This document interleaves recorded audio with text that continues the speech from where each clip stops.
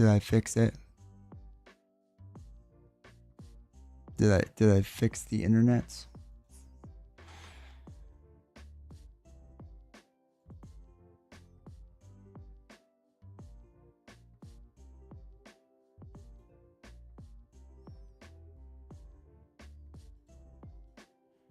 I think YouTube is on a new one now.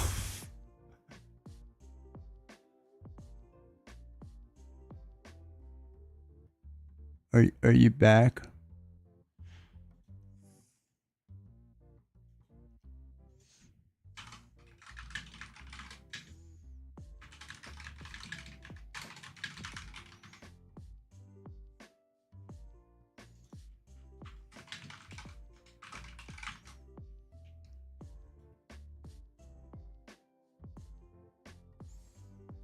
Okay.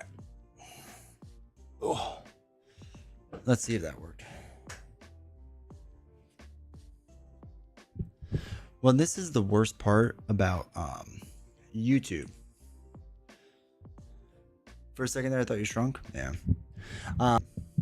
Is that YouTube, like, it takes people a while to filter back in because it has to create a new stream, right? You can't just like use this. Like, I hate YouTube's live stream system. It's so bad. Hold on. So I need to take that thumbnail because I want the same thumbnail. Oh, see, that's what I hate about it. We'll see if it happens again. The internet's been wonky all day. It hasn't been working well. So it's not too surprising. That's not doing well today. Give me 1 second, chat. Not to cross the streams. I feel like we've been doing all right with streams.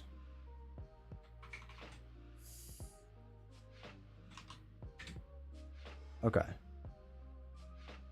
Oh wait, let me shoot, I should update this differently. Ooh, it's slow. It's slow, chat. It's slow. I have so much content I need to like get through today too.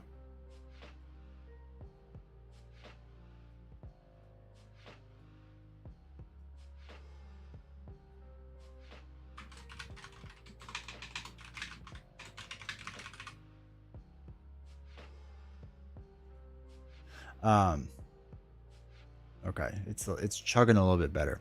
See, I did the old secret. So yesterday worked great. Oh, we have to turn that on. Hold on. There's one other thing to turn on.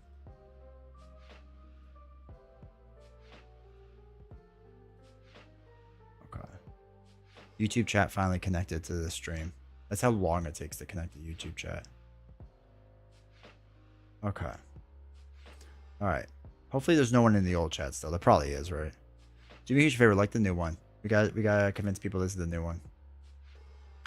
Show them what's up. I should probably write new. New. Okay. So this is what happens with our internet. Is there's only one service provider out here. That's it. So they can kind of treat us like garbage because there's literally no one else. And what they do is they constantly just raise their prices randomly, like not even yearly. Like maybe they'll do it 3 months from now. Maybe they'll do another 5 months from now. It's kind of whenever they feel like it. Even though we're locked into a certain rate, they don't care. They just go, oh, well, it costs more. What are you going to do? So the problem is they're starting to cost so much more that Starlink is actually like becoming like a real option. That is literally our only other option out here is Starlink. Now Starlink's still a bit more money, so it's not like right on par with it, but it's trying. So it's anyway, hey Zomkioti. So it's one of those things where like yesterday we did everything on Wi-Fi and it worked beautifully, except it crashed the first 30 minutes in, but whatever. For the most part, worked beautifully. Past that, the internet just gets super unstable. And the problem is, so I use Streamlabs to multi-stream, and Streamlabs has a really bad habit of like, once it gets kind of out of whack, it doesn't really know how to get itself back to normal. Like it tries to like pull in all this information to try to play catch up instead of just like doing a hard cut and then coming back on. And OBS is really, really good at that. But the problem is OBS doesn't really let you multi-stream because I don't have the bandwidth to do it. So like OBS will take my one source and take 6,000 kilobytes of internet data per second and shove it out to multiple places. Versus OBS, I would need 6,000 here, 6,000 here, 6,000 here, 6,000, whatever it would be, right? So it's this weird trade-off that when Streamlabs works, it works great and like does everything smoothly, internet works smoothly, everything's fine. When it doesn't work great, it's just all over the place and it starts freaking out and doesn't know how to play catch up. And that's kind of what just happened. Is the internet was fine. Like YouTube's having another issue. Why? The stream health is fine. There'll be times when like the internet rate starts like bouncing a lot, and then when I can see it happening, and then once it starts going crazy, it just doesn't know what to do. It says YouTube's having issues though. YouTube, are you having issues like right now, this second? Like as I'm saying this? But yeah, this is like beyond the most frustrating thing. So we have no competition. Nothing to really like go on with. I don't know. Well, is Kick doing well? Kick the Future doing well? Is buffering for a little bit? Jeez. There's it's literally perfectly fine on my end. There's no reason for it to be going slow. Kick is thriving now? Yeah, Kick and Twitch should be fine now. This is just the problem with YouTube. Like again, YouTube's a big audience. I'm not gonna like not be there for it. But this is the frustrating thing with YouTube. Is it just has issues all the time. Like a 5-second delay? Phew.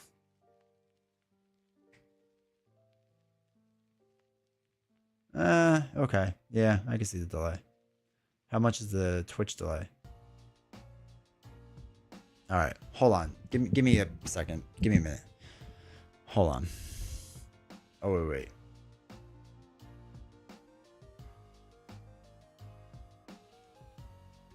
Oh, YouTube finally came back. Holy cow. It's so weird because like everyone else is getting perfect stuff and YouTube is just like floundering.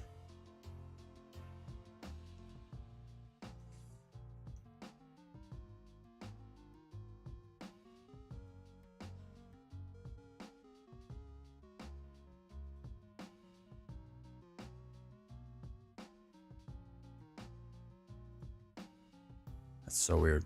We'll see how YouTube does. I might try to restart the whole thing and then come back on and just go through OBS. And if I do, I'm going to get off Kick and just try to multi-stream to Twitch and YouTube. But yeah, everyone else is working fine. Just YouTube is having huge issues. Well, I wonder if YouTube's messing up. Is YouTube down? Is YouTube down?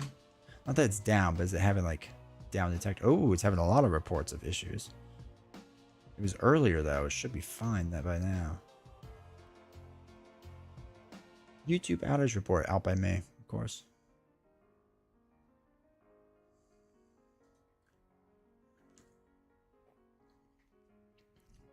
We're gonna find D20 coming through loud and clear at the moment. All right, that's good to know. It says that it's having huge issues on my end, like the back end. So, hold on. Move that. Oops. Okay. So this is what the back end looks like, and it's just a constant warning. It says it's you're only receiving 142 kilobytes, which is completely wrong. But like Twitch is receiving 589.6, and Kick doesn't tell you. So it's like Kick is fine, Twitch is fine, YouTube is struggling hard. So we'll see. We'll see if YouTube keeps dropping or whatnot. If do me a huge favor, YouTube. If it starts having issues, just type L in the chat or something. Or F. Type F, not L. Okay. Thought you shrunk. Always knew you were a secret Avenger. I know, right? Maybe Novels is starting a rival stream downstairs. I hope she is. Turtle slow or Forrest Gump slow? It's a mixture of both. It's the third time I've tried popping in. Hey, Zamkyote. Hopefully doing well. Link, hopefully doing well. It's buffering for a little bit. Blah, blah, blah. Your O's are being no hit by DeGrom. Yeah, that's not too surprising. They're pretty bad. Seems to be getting better. Question: do you itch an itch or do you scratch an itch? You scratch an itch because an itch is itchy. I was stuck on Twitch today for about 2 minutes. Fire now, YouTube loud and clear. Because wasn't Twitch having trouble during stream yesterday? Maybe it was YouTube's turn and then kick. Yeah. Yeah, Twitch was having issues last Friday when it was just like, or maybe it was before that, but Twitch was having serious issues before. And then YouTube usually doesn't have issues. YouTube is usually pretty good. So it's interesting that they're having issues today. Kick rarely has issues. Kick is the best.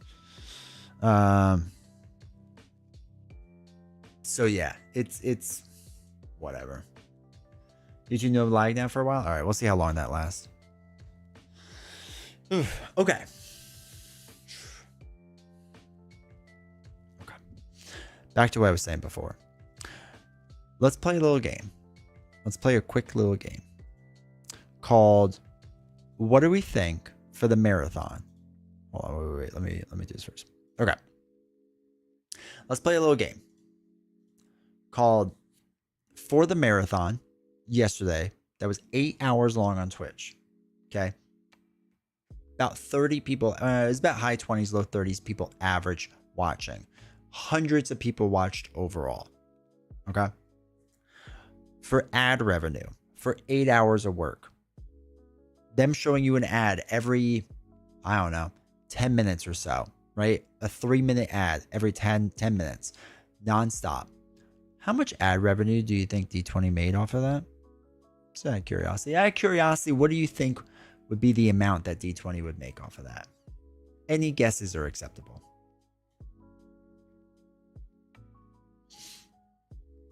Mr. Sadly, it's all good.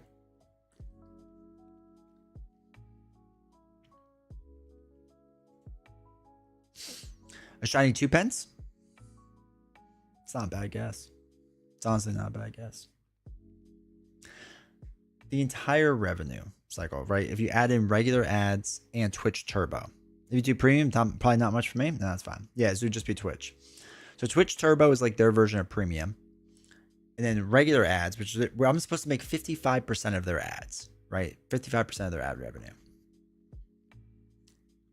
I made $4.52 off of ad revenue.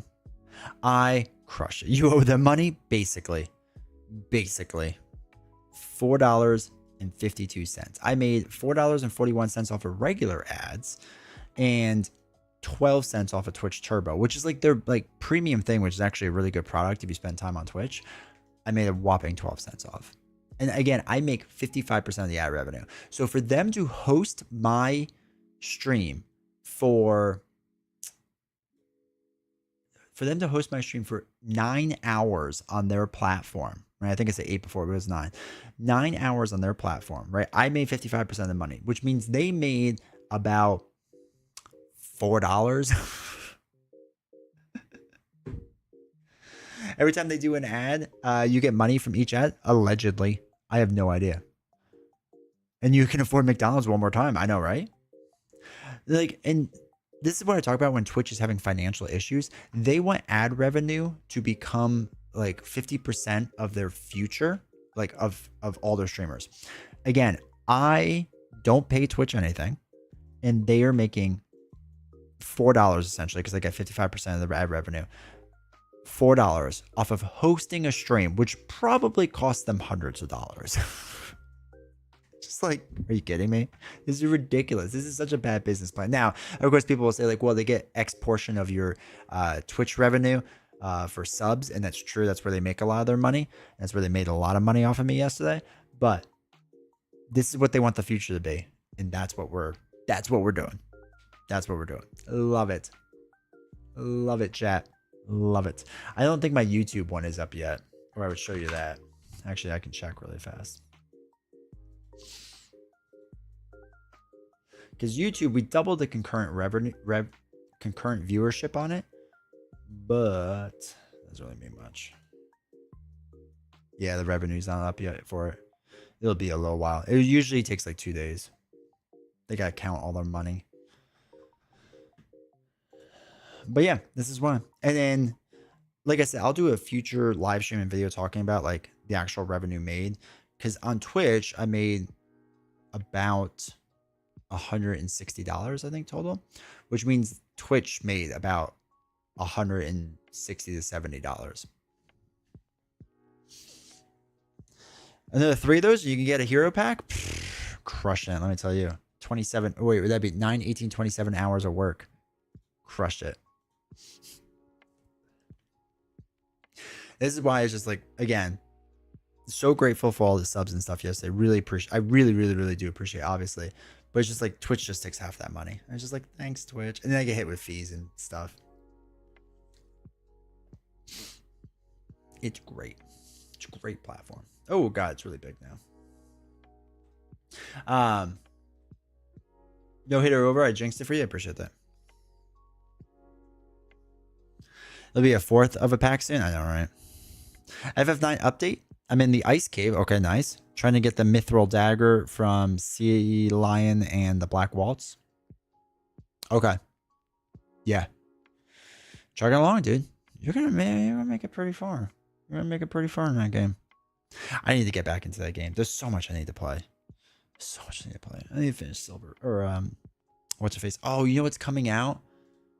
I have it pre-loaded on my computer already. Chat. I'm gonna warn you now.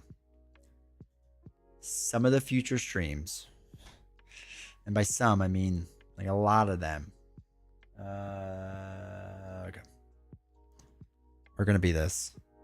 I know it's a gacha game. I know people really hate gacha games, but I want to play this nonstop. It's on my phone too. It's downloaded. It's just waiting. Everything's updated and ready to go. I cannot wait. I cannot wait for this game. So we're going to be doing this. I know people are going to hate it. Sorry. Sorry, not sorry. Zidane is level 8. The rest are around 4 or 5. Yeah. What is Persona 5? So that is Persona 5X. So Persona 5 is like the actual like RPG game. Really good. Highly recommend. But play Persona 5 Royal. It's much better. Persona 5X is going to be the gacha game. I got 3 promo chips, metal for TMB today from the local game store, patches, nugget, and duster. I guess it does pay to be nice to people. There you go. That's awesome. The promo stuff is fun. Why would we hate it? I feel like there's like this huge negative connotation around gacha games in the board game community. Okay, so there's a lot of negative things that people hate in the board game community that I've learned ever since I came out with my AI video. But gacha games is one of them because people think it's wrong that you have the option to spend money, is what I've learned about the industry. It was brought up once before, like in a video, and some other people have talked about it, and people just like hated on those people for whatever reason. It's like, bro, calm down. They could play a gacha game if they want to. So, I'm hyped for it, though. I'm hyped, chat. I'm really hyped. Don't judge me.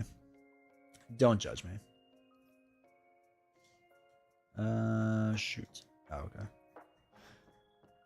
But yeah, I'll be playing it. We'll see how it goes. So it did a beta release basically in Taiwan, maybe. So I've been following Taiwanese streamers, and luckily on YouTube you can auto translate everyone now to English. So I can listen to all these Taiwanese streamers in English, which is just the greatest feature on YouTube. I mean, honest to God, once they figure out how to do it on live streams, it's going to be a game changer.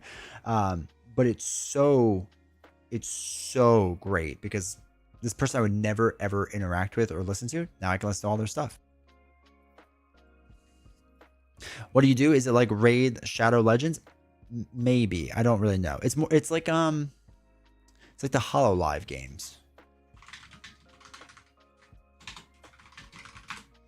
Not HoloLive. Wait, HoloLive? HoloLive? Or is HoloLive not what I think it is? No, wait. Popular gacha games. Like Genshin Impact. That's what I'm trying to think of. I don't know if you ever played Genshin Impact or Railstar. I think is the other big one or something like that. Hold on.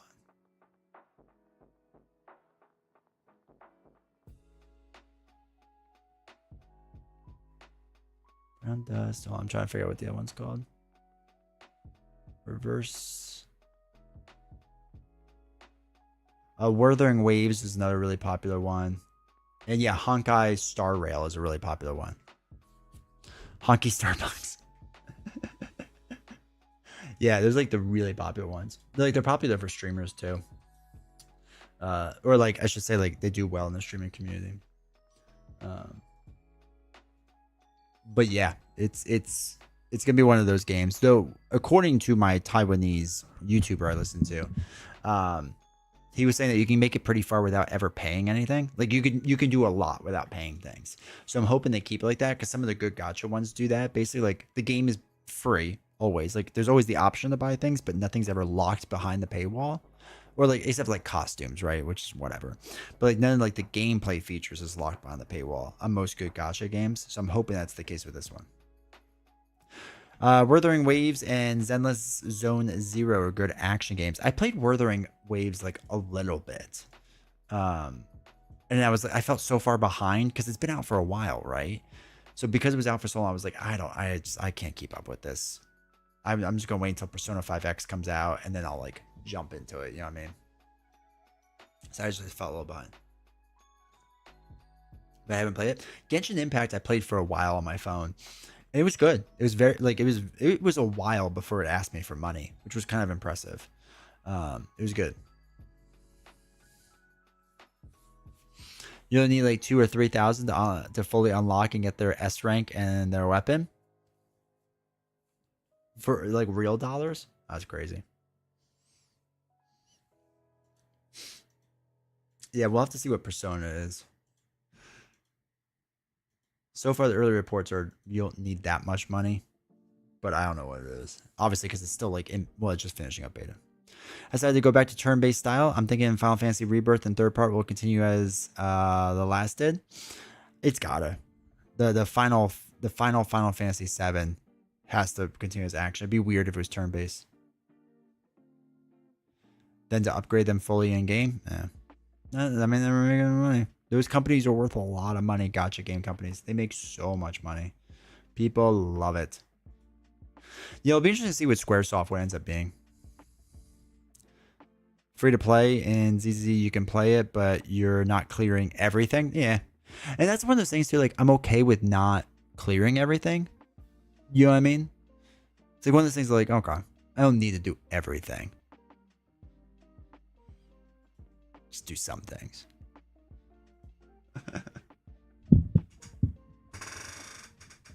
I also gotta fix this chair. This chair squeaks again. Look here to see how little money they make. Oh god. Okay, so actually this is a fantastic website now. Okay, so Pokemon TCG Pocket in May only made $80 million. Not bad. Love and Deep Space. Okay. Sounds like a novels thing. Only made 60 million. Honkai Star Rail made 44 mil. What did Genshin make? 36. Wuthering Waves, only 25. Goddess of Victory, Nikkei. That's the Stellar Blade parent company. Only made 21. Persona 5 is available on my phone. Yeah, but can you play it? Like, I have it downloaded and all this stuff is downloaded. Reverse. This is another popular one. 10 mil. God, there's so many of them. Oh, Jiu-Jitsu. Only made 5 mil. Chat. Can you all program this for me and I'll market it? Yes, please. Dragon Quest is killing it. Which one was Dragon Quest?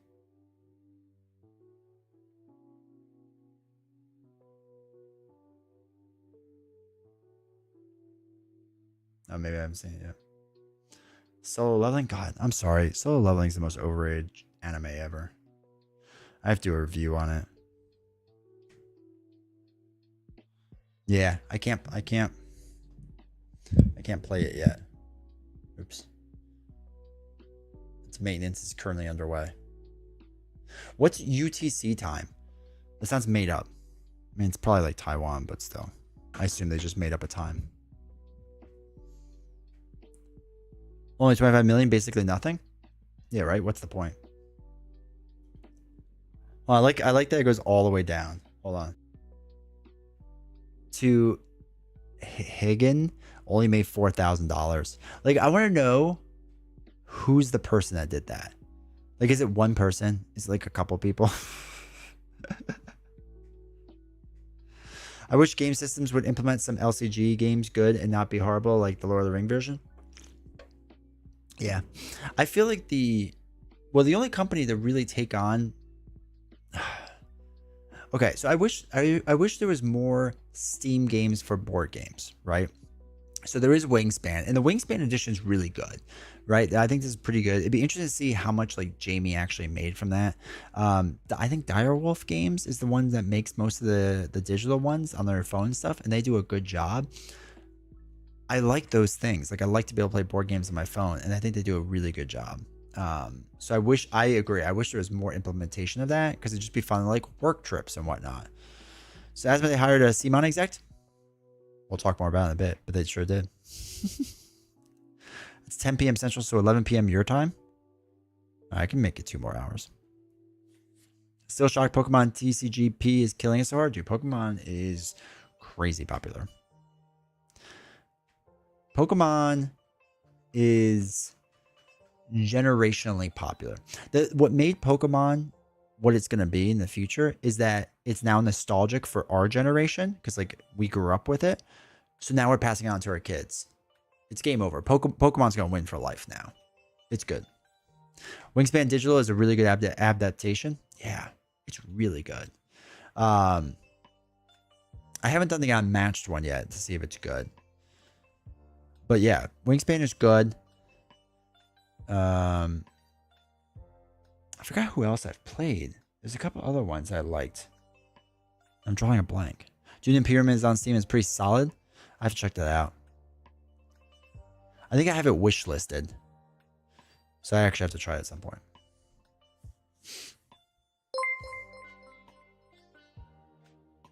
Been a while, man. Hope you're doing well. Brewmeister Sam, appreciate you. Appreciate the support. I'm doing great, dude. I'm fantastic. Thank you for asking. Hopefully you're doing well. One Deck Dungeons on Steam is pretty good. It's not bad. One Deck Dungeon, the hardest part I have with it is it feels like it doesn't teach me the game well. So I remember fumbling through the beginning of it a lot. Like a lot.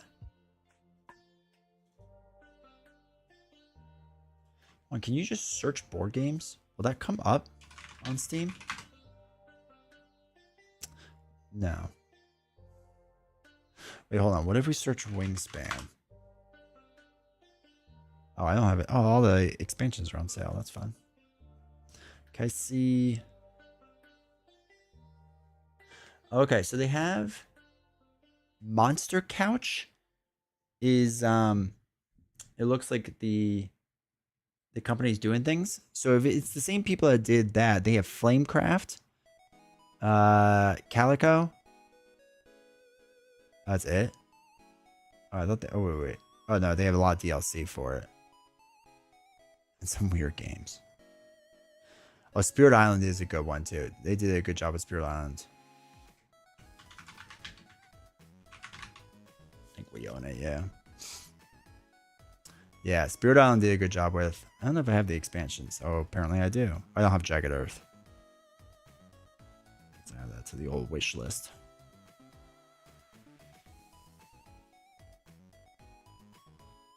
Okay, there's Dune. Yeah, Dune I have on the wish list. Yeah, overwhelmingly positive. Oh, Direwolf did do it. Wait, Direwolf does a bunch of them, right? They did Clank. They did the... Okay, yeah, this is who I'm thinking of. Because they did Root, Everdell. Raiders of the North Sea was a good implementation. I had that on my phone for a while. That was a pretty good implementation. Match 1, I think you can get up through Bubble and Fog. Okay. I think I have on Match, but maybe just the base one. Arkham Dice game. Elder Signs. Something like that. Can't play Spirit Island Digital. I own it, but it doesn't work for me. Oh, that's sad, dude. Did you contact the company?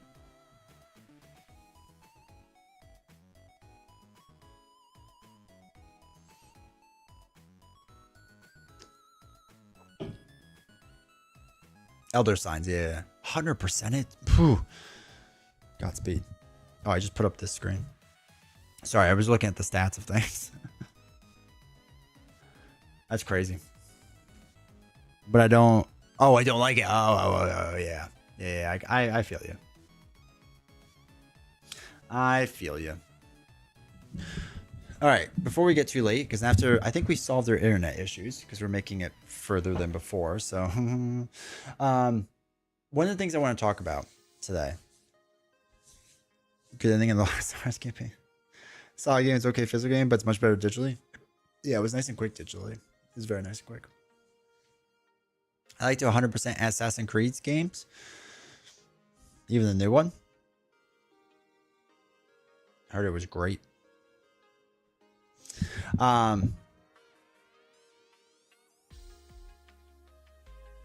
Okay. I haven't dropped any.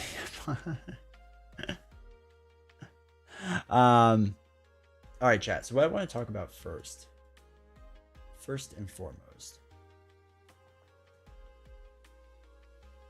Hold that up.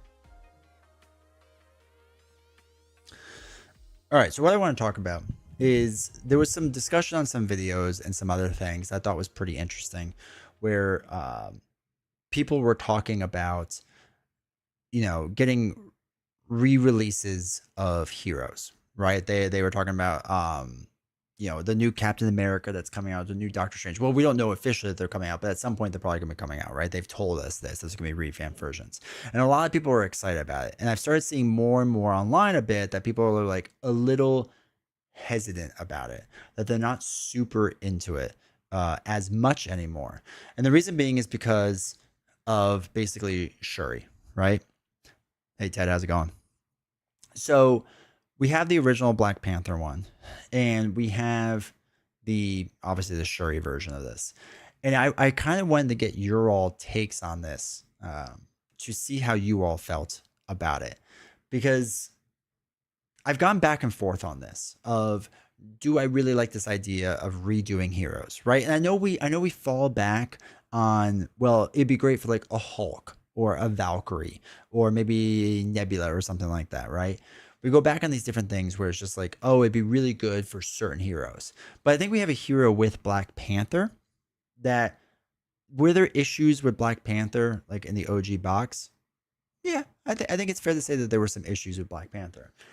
But I think when you got him working and up and running, he was much better. If you didn't play him in solo, probably also, he was also much better, right? There are issues with trying to stack all the Wakanda forevers. There were issues with, trying to get out all the different upgrades. And if they removed one of your upgrades, it was really rough because the whole T'Challa thing is only on setup, right? And one of the excitements for me personally, and I think a lot of people were, okay, we would get Black Panther Shuri and be able to get like a better version of it. Okay. And now with Shuri, we get exhaust Shuri, and now you just get to look for it. So each time you flip down, you essentially get to look for it, right? And every time you use a basic action, you get to trigger your upgrade instead of just waiting for a whatchamacallit? The Wakanda Forever. Though I think she has one. She has one Wakanda Forever, so you can still like do it, right? So I think it's like a really interesting discussion that's now happening in the community, because at first I was like, okay, we'll see how the Shuri remake is. Maybe it's better, maybe it's not, whatever. And I think she is better, but now it almost kind of negates my old Black Panther to the point like, why would I play Black Panther? You know what I mean? Like, or OG Black Panther. Like having the Retaliate is nice, but the rest of it, like, she's just kind of a better version overall. And I don't want to say like it makes him never be played, because I'm sure there's like people that love the OG version, but like it kind of has you questioning like, why do I play this type of thing? No, reselling content to me won't work. That's me though. The hero doesn't matter. And Mike, I think there's a lot of people that agree with that they want super unique things, generally speaking, right? They want super different things overall. And the problem is, and you can see it with this Black Panther, is the whole idea is that you trigger your upgrades. And is it different that you trigger your upgrades, right? Because you do it off of this whole, after she uses a basic power, then you resolve it. Like, is it different in the way that works? Yeah, the implementation is a bit different, but it's not like overwhelmingly different. And I feel like every time a new hero comes out, like even with a hero that has nothing to do with another hero, for like X23 and Quicksilver, right?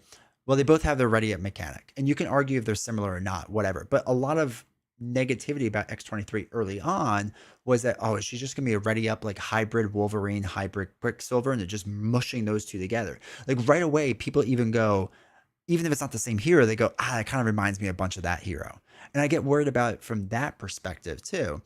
That when they redo them, they're gonna be like, okay, it's just like a slightly updated Captain America, or it's a slightly updated, Doctor Strange, right? And like now I'm just paying for a slightly updated version instead of I could have gotten a new hero that was really unique and interesting. You know what I mean? I'm on board with Spidey being remade. See, Cyber, I am and I'm not. Like, I want him to be a web warrior, obvious, because it just makes sense, and they didn't really have plans for that, and they really should have, but say la vie. So I want that part redone, but I really just want an errata pack for Spider-Man. Like, I feel like the rest of him, maybe the minion thing works a bit differently, where you attach the tracer to a minion or a side scheme. I think that works much better to remove threat off of another scheme.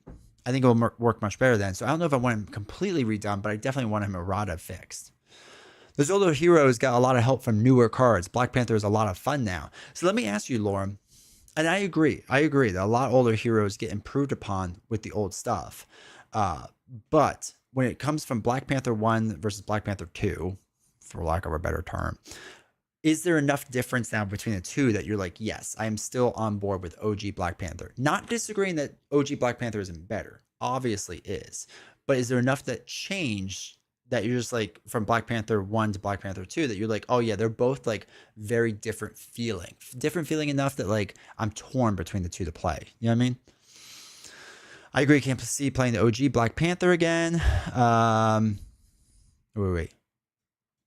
Hold on. I lost my spot. Okay. I agree. I can't see myself playing OG Black Panther again. Shuri is faster, but T'Challa is probably better in the longer game.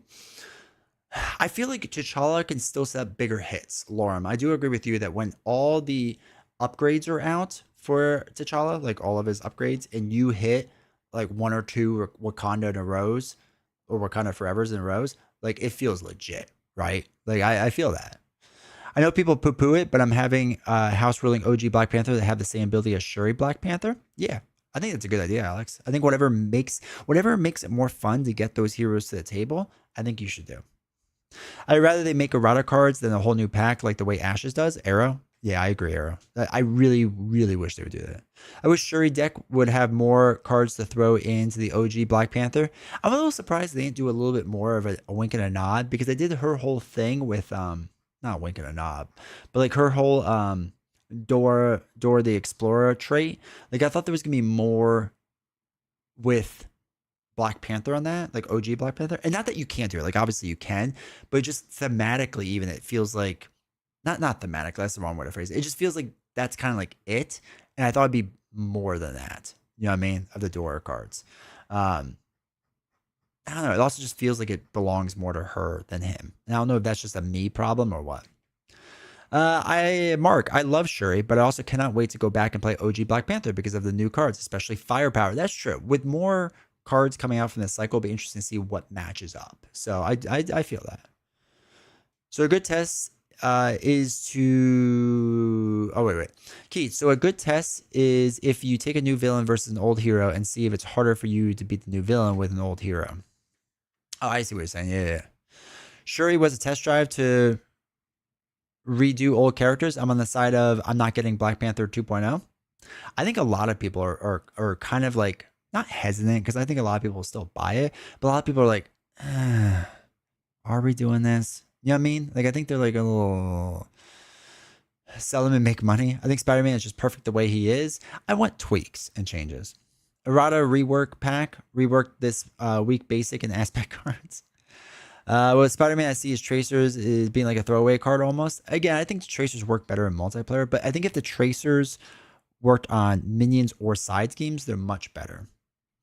think there's only so many mechanics that can be done in the game based on what the rules and aspects are.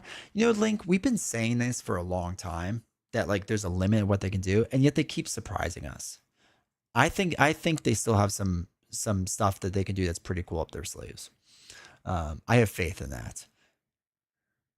I think I know in like the content or I'm sorry, the who is it? The custom made community, they have some stuff that is wild over there. And we'll have to go through it sometime that like they have stuff that FFG hasn't touched last time I checked.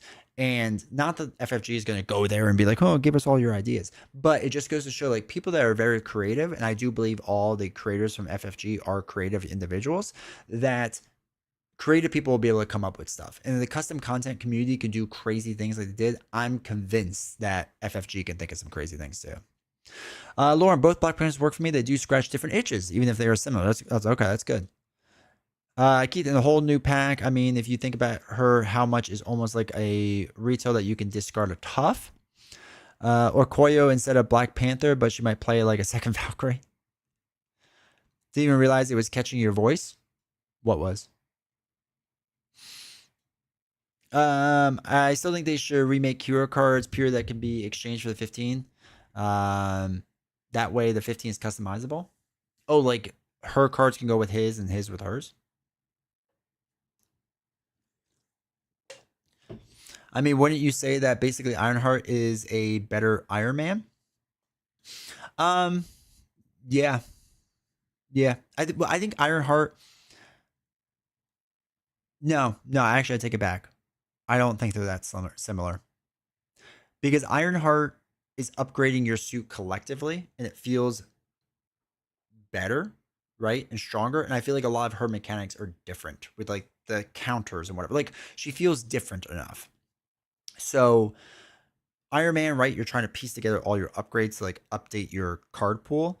And with hers, you're just trying to get progress counters to upgrade the hero card itself and get more. And I think there's enough of a distinction between the two that she's like a different beast, I think. They need more customization per hero. Based on what the homebrew community has done, they have done insane things. Yeah. Design Hacker should. I don't know if Design Hacker wants a job from FFG, but I feel like Design Hacker should get a job from them. Someone made it a 1v1 mod? Yeah. I know a lot of people are begging for it. I don't think that's ever going to happen. I made 5 Legend of Zelda heroes so far, so you're right. I love it. Let's see how crazy it can get. Check out Warlock, Deathlock, or Beast from Design Hacker. Yeah, it's crazy stuff what they could do.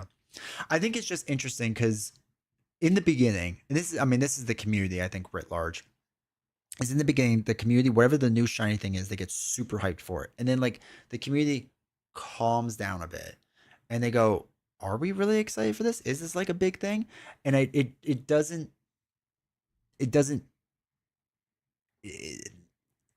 we don't know, right? I mean, obviously we won't know until we know, type of thing. Because again, they might come out with new Doctor Strange and we all go, whoa, okay, like this is cool, right? This is different, this is interesting. So it's all speculation at this point. But yeah, I'm so stoked that you're positive about them surprising us with new mechanics. I completely agree. I think there's some stuff coming that we never thought about, custom content as well. Oh yeah, I think, Mark, with that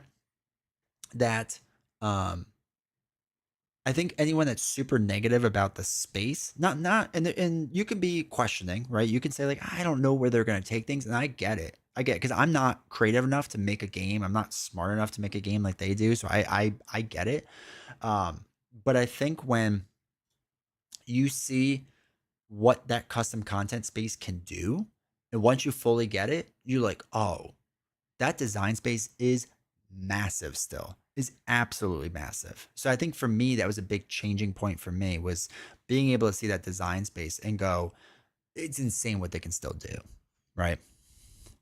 Make a Spider-Man pack that can be swapped out with the original 15 the way. Oh, Cyber, I get what you're saying. Yeah, I think that'd be fine. That'd be interesting, actually. If they make, actually, wait.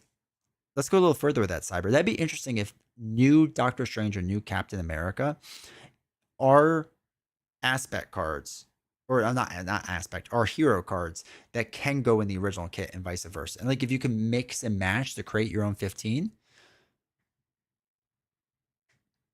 Yeah, I'm not opposed to that idea.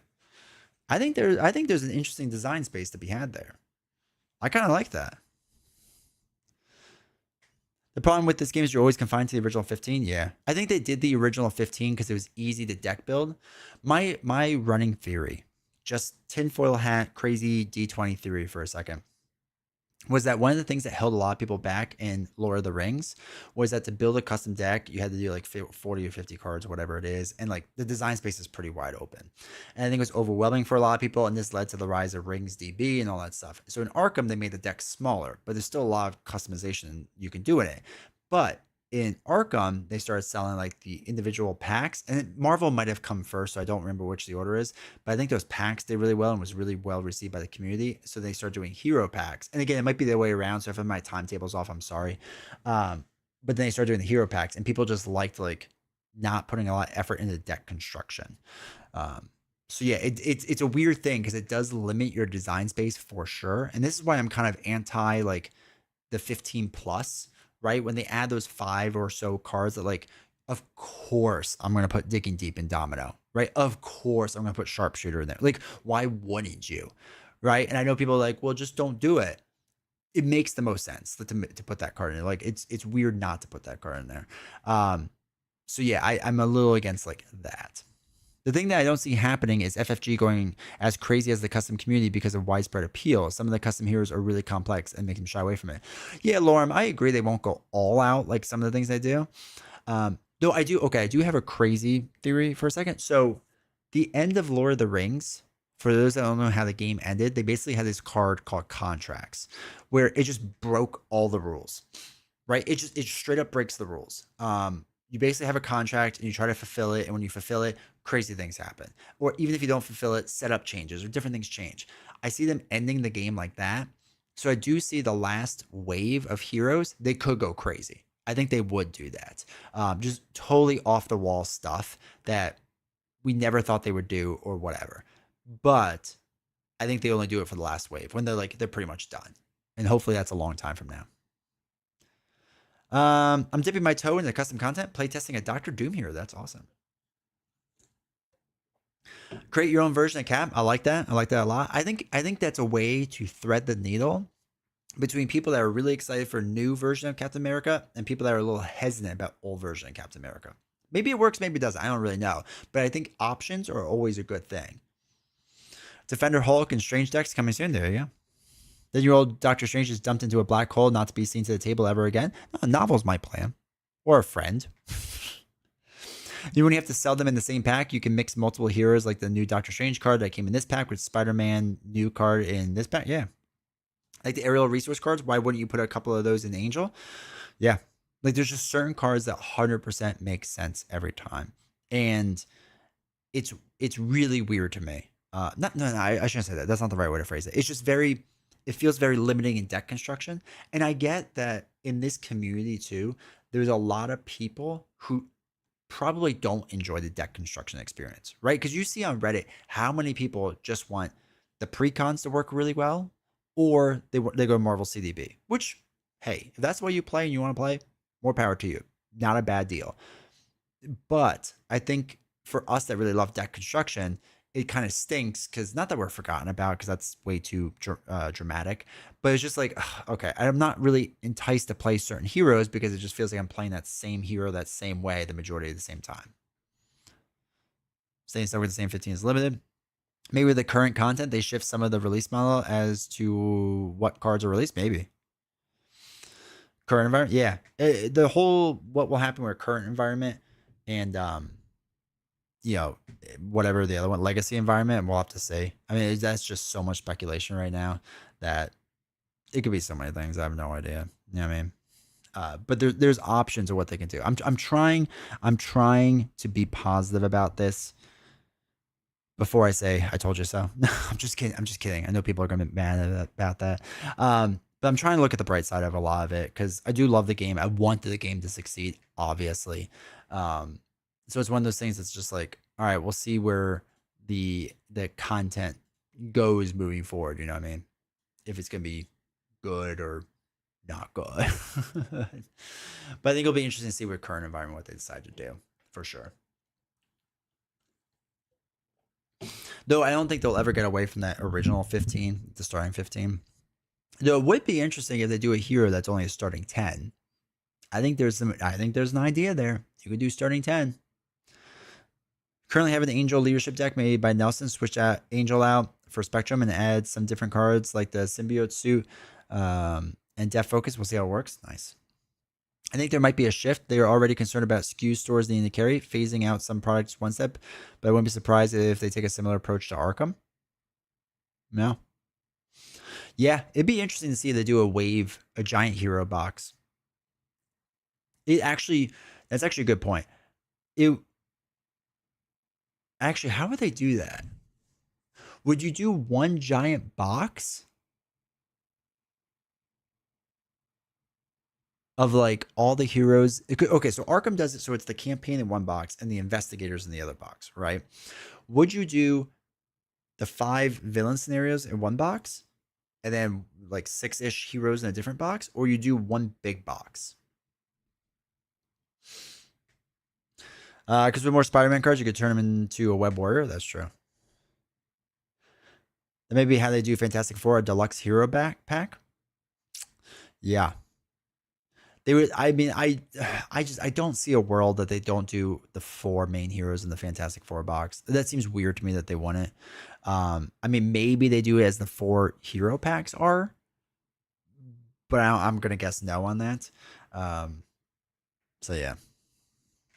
Re-release the Marvel Champions European Season 1 pack? Yeah.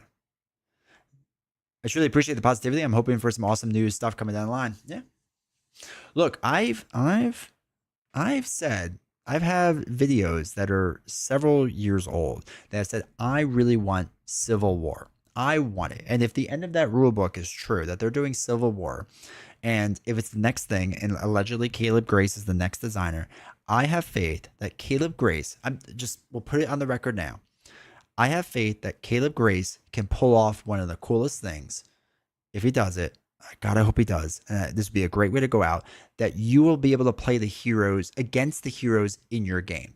I am so convinced in this, in my deep soul, that I'm going to be so utterly disappointed when it doesn't happen, that I believe that Caleb is going to have 1, maybe 2 scenarios in the box where they've kind of did this a little bit of Agents of S.H.I.E.L.D., right? Where Baron Zemo has a card, or Zemo has a card where like you pull a hero from the box and like that becomes a person. They already kind of play tested it, right? We have heroes or we have a scenario that does that now, where you take your stack of cards and the encounter deck somehow manipulates with that card deck, and you can play against your heroes, the heroes that you own.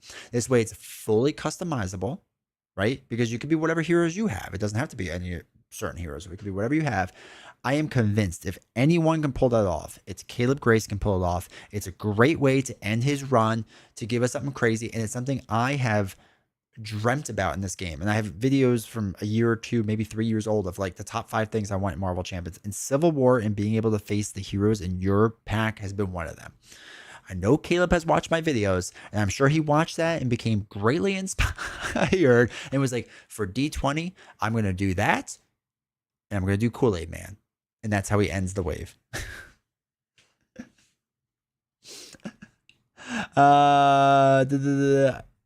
Truly appreciate the positive. $45 box for Arkham does for the investigator expansion. Yeah.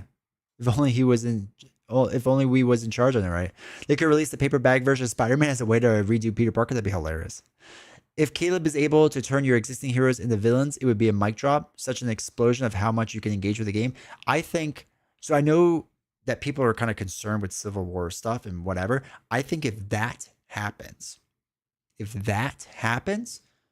there will be virtually no complaints.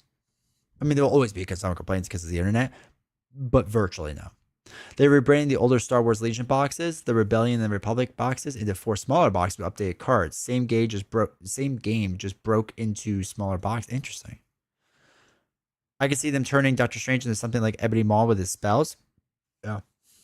I think you can make it work. And I think what you do is basically you have the encounter deck basically say certain, like you shuffle up your hero pile for the villain, right? Your hero pile.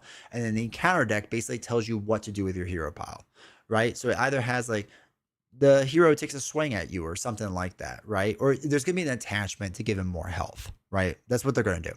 He's going to attach onto the hero, give them more health, and like say like you change the scheme or the thwarting to scheming because you know we can't figure that out on our own. But I get it because us rules crazy people would mess everything up for them. So you would have that. So there's got to be an attachment for that. And then the encounter card just basically tells you like, okay, flip over the top card of the hero thing, and like it'll tell you how to reword it, basically. I think that's what it would be. That's a really cool idea for the hero, though. The new Doctor Strange plays spells like Countdown, like Ebony Maw. Yeah. And like I said, I think there's a lot they could do. And there's two ways they could actually go about it. And one of them, I don't think they'll do. But the other one is the one I think they would do if they were to go this route is a very generic version. Like I think the villains in the box will be like their version of Doctor Strange and their version of Captain America. But one of them will be your hero or your heroes turned villains, basically. The other way they could do it is making it very like you take your hero from your box and like this very specific play pattern that happens, like you said with Doctor Strange, like doing certain countdowns and like manipulating your cards a certain way. I don't think they'll do that as specific call outs because then you're expected to own a product and that's against what FFG stands for. But I think they would make a Doctor Strange villain deck, right? Basically. So hopefully that rant made sense right there. But yeah, I think there's a huge design space for that, and I think they could do some really, really, really crazy stuff. And I'd be hyped for it. Like I said, I really want it.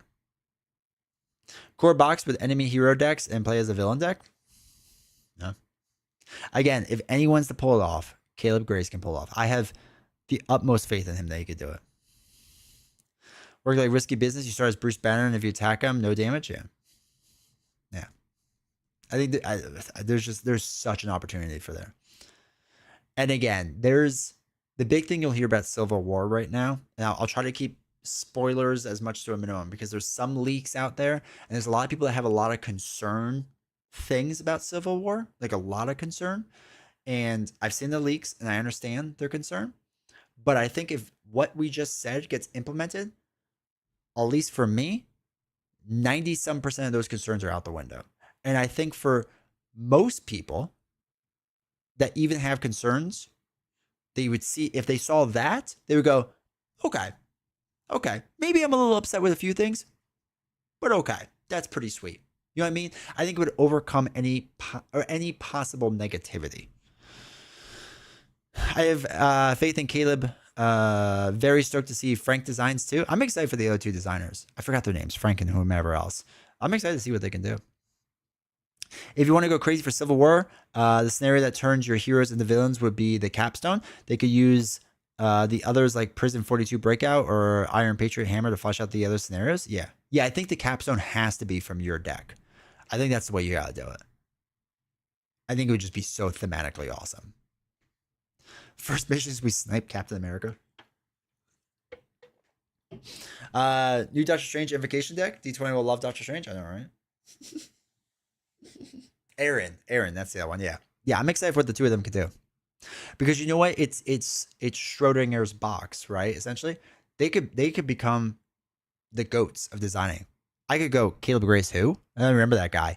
I'm all about Frank and Aaron now, because who knows? They might be the best thing that I've ever seen ever, or maybe not. But I like to have faith that they could be, mainly because I'm not good at it. So.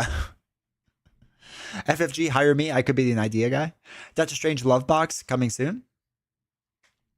Again, I don't hate Doctor Strange the character. I just hate the way they made him. I think the best part about them following the comics instead of the MCU is the amount of characters they could throw out in the next wave. Yeah, agreed. I'm very happy they've stuck with the comics and not the MCU. I'm very happy about that. Again, I'm just to finish this off really fast. All right, this was a great talk about this. We could keep doing it, but I just want to reiterate one more time. Caleb, please do a Civil War box like the way we just said. And please give me Kool-Aid Man. I'll slip you the most crisp $20 bill you've ever seen in your entire life if you could do that. Really appreciate it. Thank you. New ships for Maria? No, God. No, thank you. No, thank you. I don't want that. Quicksilver wouldn't be in the game. Well, that's true. Yeah. What about Daredevil? Bro, I have bad news for you. Daredevil's never happening. Just, you know, just, just so you know, set proper expectations now.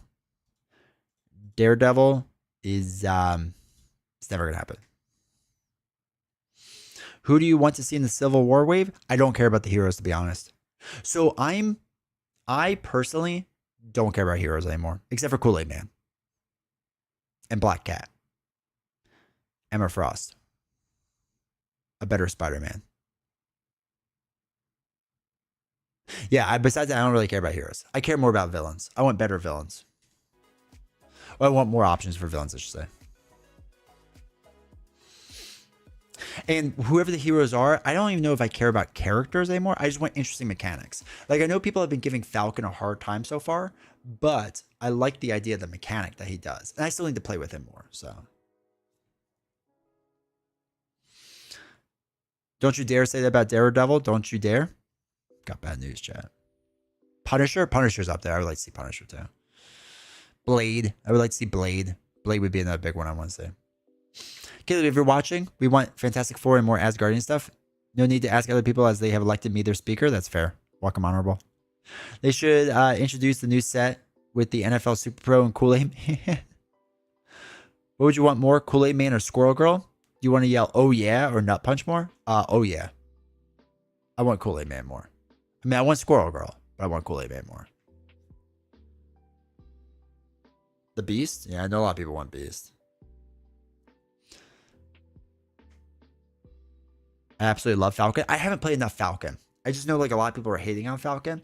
I played the one game. My hot take is I think his precon is terrible, but it doesn't make him terrible. I just think the precon's really bad because it's trying to do like 2 or 3 different things at once. So I have to mess with him still. More villains? Your dreams are about to come true with Loki and Enchantress. Bro, I'm actually kind of hyped for Enchantress. I feel like I'm in a weird bubble where I actually think Enchantress will be pretty sweet, and I actually don't mind the idea of Loki.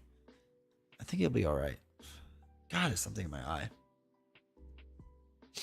Fei Fang Foom, boom. Oh, I want Shang-Chi. That's another hero I want. He'd be cool. Ghost Rider, that's another good one too. New aspects? New aspects would be sweet. I don't know if they'll ever do it, but I hope they do. Ghost Rider with Punisher? No, okay. Give me Ghost Rider, Punisher, and Blade. That's it. That's all I want. And Black Cat. And Emma Frost. And Kool-Aid Man. Oh, and Howard the Duck. He's up there too. Can we replace MTS Loki with Scenario Pack Loki at the end of the campaign? Yeah, I think that's allowed. I think it's fine. It's fine. But you got to add the Infinity Gauntlet on. Should be a cosmic aspect. Maybe that's what they're doing. Yeah. There's a really awesome custom Fin Fang Foom out there. Also, most of his precon, you can only want 1 copy and play, but we have 3. Hey, Meta, how's it going? Do we even have saying she is an ally? Wait, who's she? New Guardians box with Howard and Beta Ray Bill? Yeah. Ghost Rider tops my wish list. A new pull aspect? Ugh. Namor would be cool, yeah.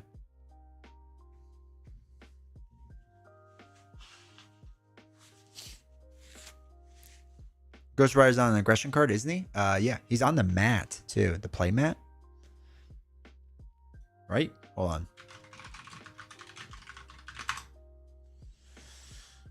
I can't remember now.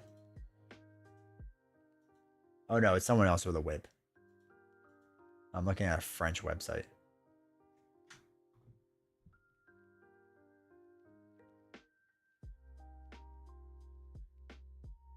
Yeah, you know what? I saw this guy with a whip and I thought it was him, and it's not him. Never mind. Never mind. False alarm. D20 doesn't know how things work. Shocker. What I mean was, do we even have Shang-Chi as an ally? All we have him as is a captive ally in the Taskmaster scenario. It's the only time we've had him, which is sad. Blade of the Midnight Suns box? Yeah. Hey, Casey. Welcome to chat. You know what's interesting, though? If we'll get Midnight... Like, is Midnight Suns adjacent to X-Men or no? Or are they, like, kind of different? I want Fantastic Four and to have them all work as a team. Can you imagine if they game teamwork? Or that would be fun.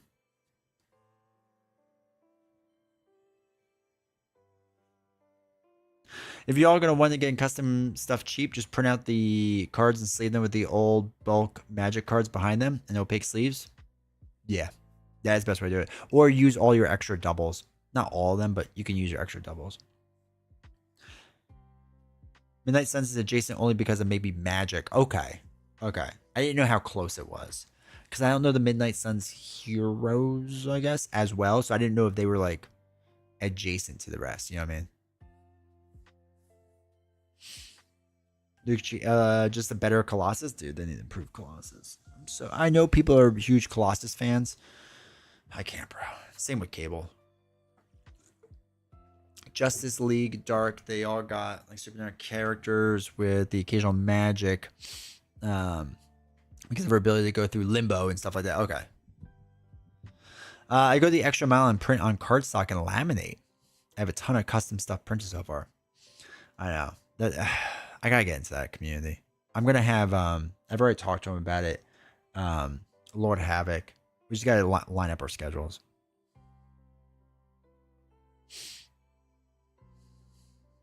Hulk, Silver Surfer, redone, Doctor Strange, Hulk Defenders. What's your beef with Rasputin with Colossus? Okay. I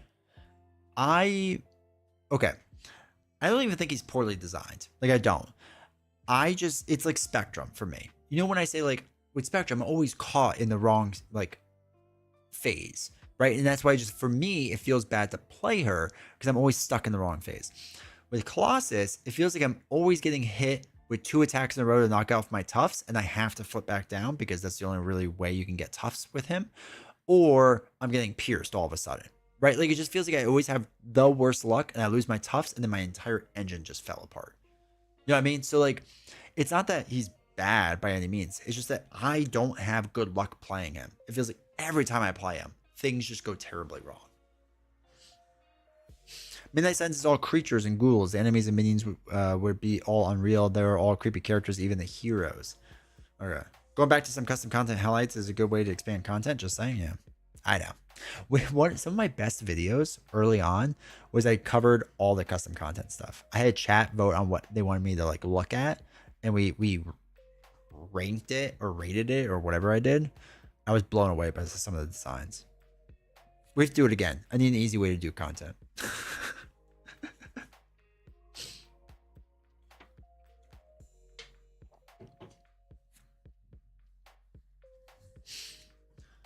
But yeah, I think the custom content stuff was just I remember that. It's good times. I'm trying to think of how long ago that was. I can send you printed cards so you can rip it apart. All right.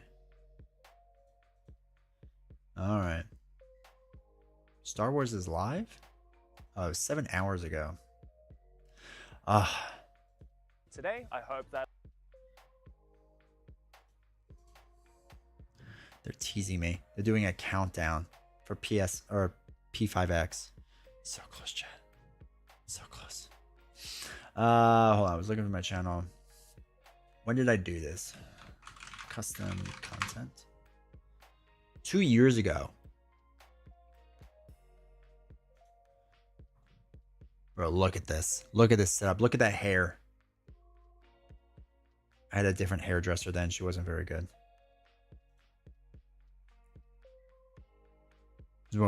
I think this is, yeah, Daredevil. There you go. But it's Venom, yeah. It's almost here. Have it preloaded and everything. I have it preloaded too. I'm hyped. But yeah, so we did this whole review and we went through like all the cards and stuff. And I think you see all the old people that used to be in my chat. So that was Daredevil. And then, then we had Black Cat, which I reviewed. because I'm a huge Black Cat fan. Looked like you're going into the Marines. Basically was. That's what chat was, going into war. They would just take dumps on me the entire time. Who's this? Still Black Cat? Yeah, Black Cat's Nemesis. And I did one more, I thought. I had to shorten the video by a lot. Oh, still more Black Cat. And then, oh, Wade Wilson. Oh, this was their Deadpool version. Their Deadpool was so good. It was just what it could have been. Look at all the things they gave him. All the traits. Can you imagine the diversity thing with him? Of all the D20's bad haircuts, it's never ending. That content will keep going forever. That's what's so great about it. Instead of what's alpha or beta, yeah. Yeah, because they all start testing each other's stuff, right? Good old days. We have some good times now, chat. We have fun, right? We have fun.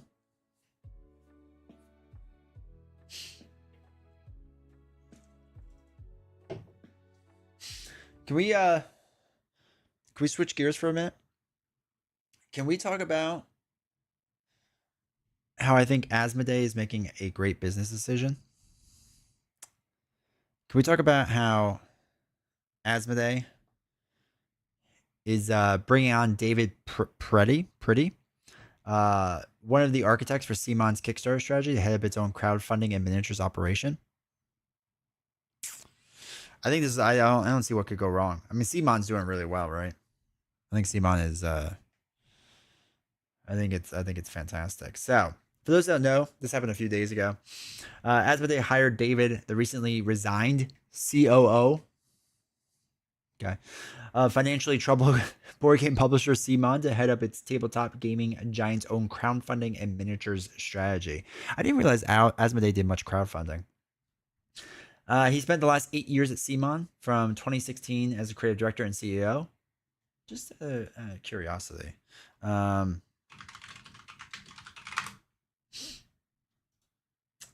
just curious. Huh. What was it? 2016? Can we go all? All right. So 2016, the company's value was around $3.29 at open. And no, this seems like a smart business move. Seems like a good move here. Chat. Okay. Okay. He focused on such titles as its flagship Zombicide series. It's gonna be with him. He's gonna get to keep it. Maybe that's why he's moving over. And it's Massive Darkness and Marvel and DC United titles that some people are still worried about if they may get or not. But the company's fortunes have plummeted in recent months, with the business slumping to a $3 million loss last year, halting new game development and campaign launches, and amid unpredictability around U.S. tariffs, and selling multiple game IPs, including Zombicide, in an attempt to turn its financial situation around. They also have one streamer named D20 Woodworking who will not stop harassing their customer service department about the second box they gave him for Metal Gear Solid that was damaged. Not one box, but 2 boxes were given to me damaged. Pretty hidden his resignation in CMON in September of last year. So yeah, no, they were doing great then. Okay. I mean, they're doing worse now, so maybe he left at a good time. His hire by Asmodee in a newly created role, head of crowdfunding strategy and miniatures line, is a notable one for the industry giant, which until now has barely touched the crowdfunding space. So that'll be interesting to see what it is doing. I mean, Asmodee is going to get in the crowdfunding. I also feel like, personally, that the crowdfunding space is on its way down. Like, I know it's raising more money than ever before, but I feel like faith in crowdfunding continues to go down. So I'm a little kind of like weirded by that. I don't know how that's going to work out. The only crowdfunding campaign Asmodee-owned company to date is believed to be Lookout Games' Kickstarter for the Grand Austria Hotel, Let's Waltz expansion, which raised $383,000 during the pandemic, when everybody was like giving money. Asmodee's only other exposure to crowdfunding is thought to be via its company Exploding Kittens, in which it made a strategic investment short of a buyout in 2021, which raised almost $1 million. All right, so more tenuously, YouTube reviewer, not D20, the professor raised about $4 million for his academic 133 whatever deck box, which was designed in collaboration with Asmodee, and that's cool. An Asmodee spokesperson would not confirm that Preddy's hire in the role is indicated a forthcoming push in the company in the crowdfunding space, but I mean, they did give him the title for crowdfunding, so I think we can make a guess. The strategy seems especially plausible in light of Asmodee buying up Zombicide IP, a series that raised more than $40 million on Kickstarter since its 2012 launch. The spokesperson would say, "We're happy to have David on board, and we're providing more information on his role at a later date." He spent 3 years as creative director for CMON from 2016, during which he established the company's creative and production department and helped build up Kickstarter as one of his main sources of income. Just want to point that out for 3 years. Okay. Okay. Then they talk about like the rest of his stuff and whatever, and we don't need to really focus on that. I think it's a choice. We'll see how Asmodee does. Or maybe they're gonna be kickstarting. Maybe that's the future of Marvel Champions. They start kickstarting all the stuff. I don't know. Maybe that's how you get Daredevil.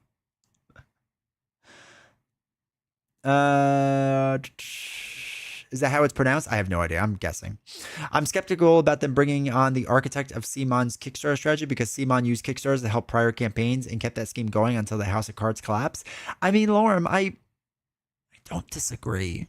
I don't disagree with you. I find it a little shocking that that is the choice that they are making. It seems a little weird to me.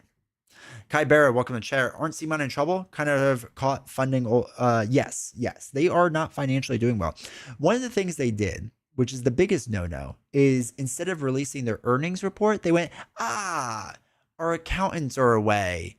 We don't have enough accountants, so we can't do our financials.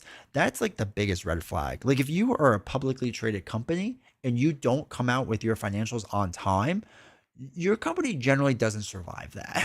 Like it is crazy. It's crazy. Like you don't do that as a company. Like even if your financials are terrible, even if you lost $3 million, like they have said, you take it on the chin and say, look, we lost 3 mil, but we're going to turn it around. We're going to raise this 13 cent. It's not even 13 cents. I think it's 13 Hong Kong dollars. I'm not even 100% sure what the HK is. I think it's Hong Kong because they're not traded on the U.S. stock exchange.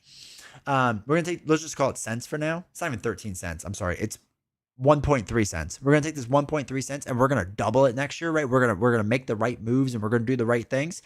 At least you do that versus, I don't know where the accountant is. You know what? Our Bill does accounting in the back, right? He's back there. And I know this is a big week for earnings, but he's on vacation this week, man. So we can't get it out for a month. Is that chill? Is that cool? Like you can't do that.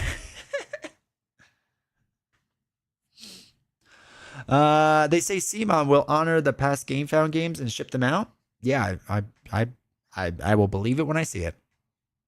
I want them to know justice for box. I want to know when they are going to send me my box that isn't broken. I was interested in the Thundercats. Yeah. Did you apply to them, D20? To Asmodee? Yes. I didn't apply for that position, though. It felt beneath me. I'm just kidding. There's been a shift in Super Blow crowdfunding games lately. It seems where folks really don't jive with the old Zombicide so many minis model. Yeah. I don't know. I honestly don't know how long that model like lasts moving forward. Seems he's failing upwards. Isn't it amazing how so many executives in the world, and especially in America, can just run a company into the ground and another company goes, hey, I know your entire background is running a company into the ground, but what if we hired you to run our company not into the ground? Could you take all the experience you don't have doing that and do that? I don't know. It's an interesting strategy, Cotton. It's 0.0000001 American cents. Love it. Someone has money. Yeah. CMON has $2 million in the bank and $4 million in loans. Welcome to chat, Will. We need to know what their outstanding expenditures are, though. Like, I assume that they still have things that need to be made, and it's not based off of loans, I assume. They always say it's about who you know. That is 100% true. That's one thing they don't tell poor people is connections are one of the most important things that you can have in life. If a U.S. stock trades less than $1 for a certain amount of time, it goes bankrupt. Didn't realize they were publicly traded. Hey, Trent. Yeah, so it's not a U.S. stock. They are on the HKD exchange, which I think is Hong Kong. HKD exchange. What is it? What is it? Tell me, AI. It's the Hong Kong dollar exchange. Yeah.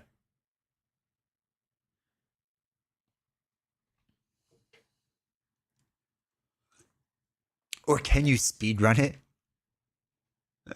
Your old company was so dependent on crowdfunding and it's super in trouble. Want to manage our crowdfunding? What could go wrong, right? What could go wrong? I'm sure it'll be great. I'm sure it'll be great, Asmodee. You know what? And I just want to say this really fast. The downfall of Asmodee, okay? I truly believe this. The downfall of Asmodee isn't going to be from there. It's not going to be from that moment, right? It's not. It's when they didn't hire me to be their marketing manager. I could have spun this to be so positive and be like, no, here's the thing. David was put in a bad situation, right? He was just put in a bad situation with his old company and they had him do certain things. And he is the reason that you're still going to be able to get your games. He is the reason that it's not exchange rate or instead of trading at 1.3 cents, it would be 0.08 cents if it wasn't for David. David invented sliced bread as well. And you like sandwiches. Sandwiches are delicious. Man, I could have spun this so well, but they didn't hire me. And instead they had a marketing person that just went, no comment. No comment. And you know what? You're not going to win with no comment. It's not going to win, chat. So that was the downfall of Asmodee. Blindside Brian, how you doing, man? Good to see you. It is Hong Kong. Okay. This is the D20 commercial section. I'm just saying. Just saying. A company with an upward trajectory right now. David invented boba tea. He invented tea in general from ancient China. He was there. He invented it. I just hope I get my DC United pledge. I have a feeling you will. I have a feeling you will. Then I'm done with CMON. I'm on now a mission to get the box. Oh, I haven't emailed them in a while. I should probably do that. This poor service desk worker. I'm very nice about it. Don't get me wrong. But basically, I'm just emailing them over and over, just saying, just following up. Wanting to know if there's anything going on. Hey, y'all. Just following up on this. Let me know your response. Last time I did was June 13th. So it's been about 12 days. I keep emailing CMON. Because here's the thing. I would have had more respect if the first time they saw my broken box and went, hey, sorry, we can't do anything. Right? We can't do anything. Instead, they kept egging me on. They're like, yeah, we can, but we don't know when we can ship it out. But maybe soon, but maybe not. But maybe soon, but maybe not. But we'll see. And they just kept going back, going whatever. And then they eventually sent it. And I was like, okay, cool. And they sent me a more damaged box. And then it became personal. He invented the letter T, basically. Let's see the Black Panther comparisons. Show us what you got. I already did, man. Trent, you gotta be here earlier. Man, we did Black Panther like an hour ago. It'll be a video. You can see it. It was more about redoing heroes and how we kind of saw new Black Panther replace old Black Panther. And how we feel about it as a community and not, right? It was a very positive section. It was actually surprisingly positive for, us. D20 said, come on, CMON. That's going to be the new phrase. I'll rewind and check it out. All right. That is going to be my new phrase. YouTube, are you still doing all right? I got a couple like blips that you all were freaking out for a second. Not my kick and Twitch people, though. You're hanging in there.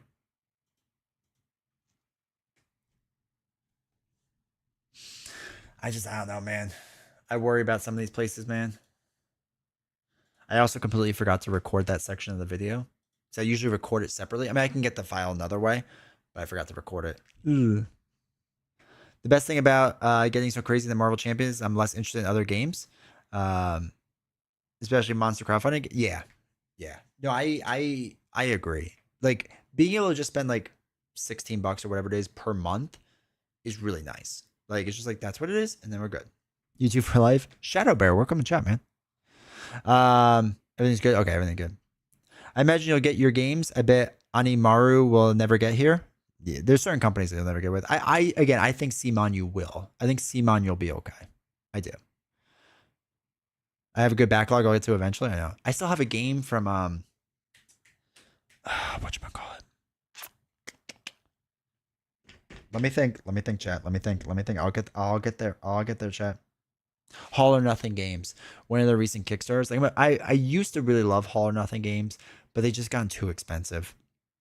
Especially for what the game is. Beautiful artwork, a lot of fun. Call it Kill Forth and all those Kill Forth games are great. But I got the last thing, and it's still sitting under that bed in shrink wrap because I haven't unboxed it yet. And it's just like, I need to play this, man. I need to finish Isofarian Guard. I got so much I gotta finish. So I agree. I had the backlog, but I just play so much Marvel Champions. I play so much SWU. I play so much Legendary. That's like, play a lot of Ashes. I need to play more Ashes. I feel bad, man. I know people like really like large board game collections, and I'm not harping on those people. It's totally cool. But like for me, it's like I want to play all this stuff. Like I feel bad I haven't played Burn Cycle and Elder Scroll and Metal Gear Solid and Arkham and all those games in so long. I just don't have time for it all, and that's the part that stinks about it. You're a card man? I love cards. I love multi-use cards especially. I think they're the best. Big fan. Big fan of multi-use cards. I wrote a huge pile of Marvel United way back when they announced season 3 or series 3. Then while I was waiting for it, I found Champions. Now I have no interest in United. I feel like with United, a lot of people like it for like a lighter game or to play with their kids or like cousins or whatever, right? And I get it for what it is. I know like people don't like the chibi style of it. I actually love that style because I like anime, I guess. So I love that style of art. But yeah, it's one of those things that I feel like a lot of people hopped on and like or kind of regret. I'm still downsizing games. I'm selling a bunch on eBay. I'm selling them constantly. Being a dad takes a lot of time on top of working full time. I feel you, brother. Dan. Working, traveling for work, YouTube content creation, live streaming, working out, other hobbies. It's just kidding. I have no other hobbies. All of you are my hobbies. Persona infected D20 with the anime. Well, I mean, technically Dragon Ball Z infected me with anime. I used to watch that in high school when it wasn't cool. Okay, I just want chat to know that when I was a youngin', it wasn't cool to watch anime. Okay, not like these kids nowadays that have it all easy and whatnot. I had to get bullied for that.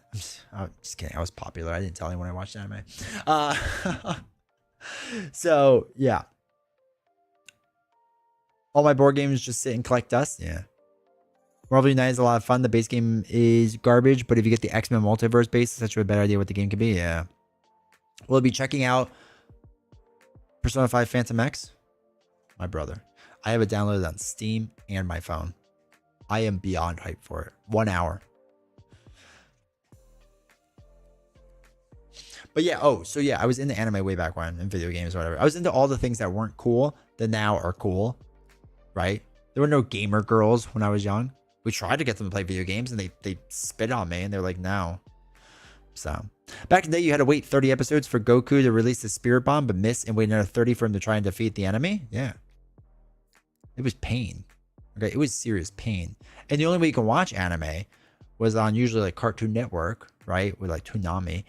And it didn't come on until 11 p.m. on a Wednesday. I had school. I didn't care. School wasn't important. Kyle, welcome to chat. I paid $200 for Eclipse and haven't played it once. Ouch. Stuff like that stinks. I have Kickstarters I paid a lot of money for, and I'm just like, I barely play. And I feel so bad for it. Like I feel legit bad because like I feel like the purpose of this thing's existence is to be played, and I haven't played it. Eclipse is awesome. I've heard good things. I've never played it. But yeah, and like I feel bad too because like I could have sold this to somebody else to like enjoy. We got it made now. Remember what it was like before the internet? Dude, so I had dial-up internet most of my life.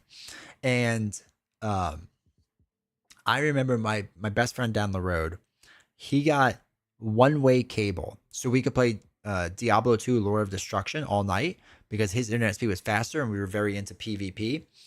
So on my internet, you couldn't really do PvP because it just glitched around too much on 56K modem. So we went to his house and we could like do it, and we just all night we play it. It was so great. And then we learned about two-way cable.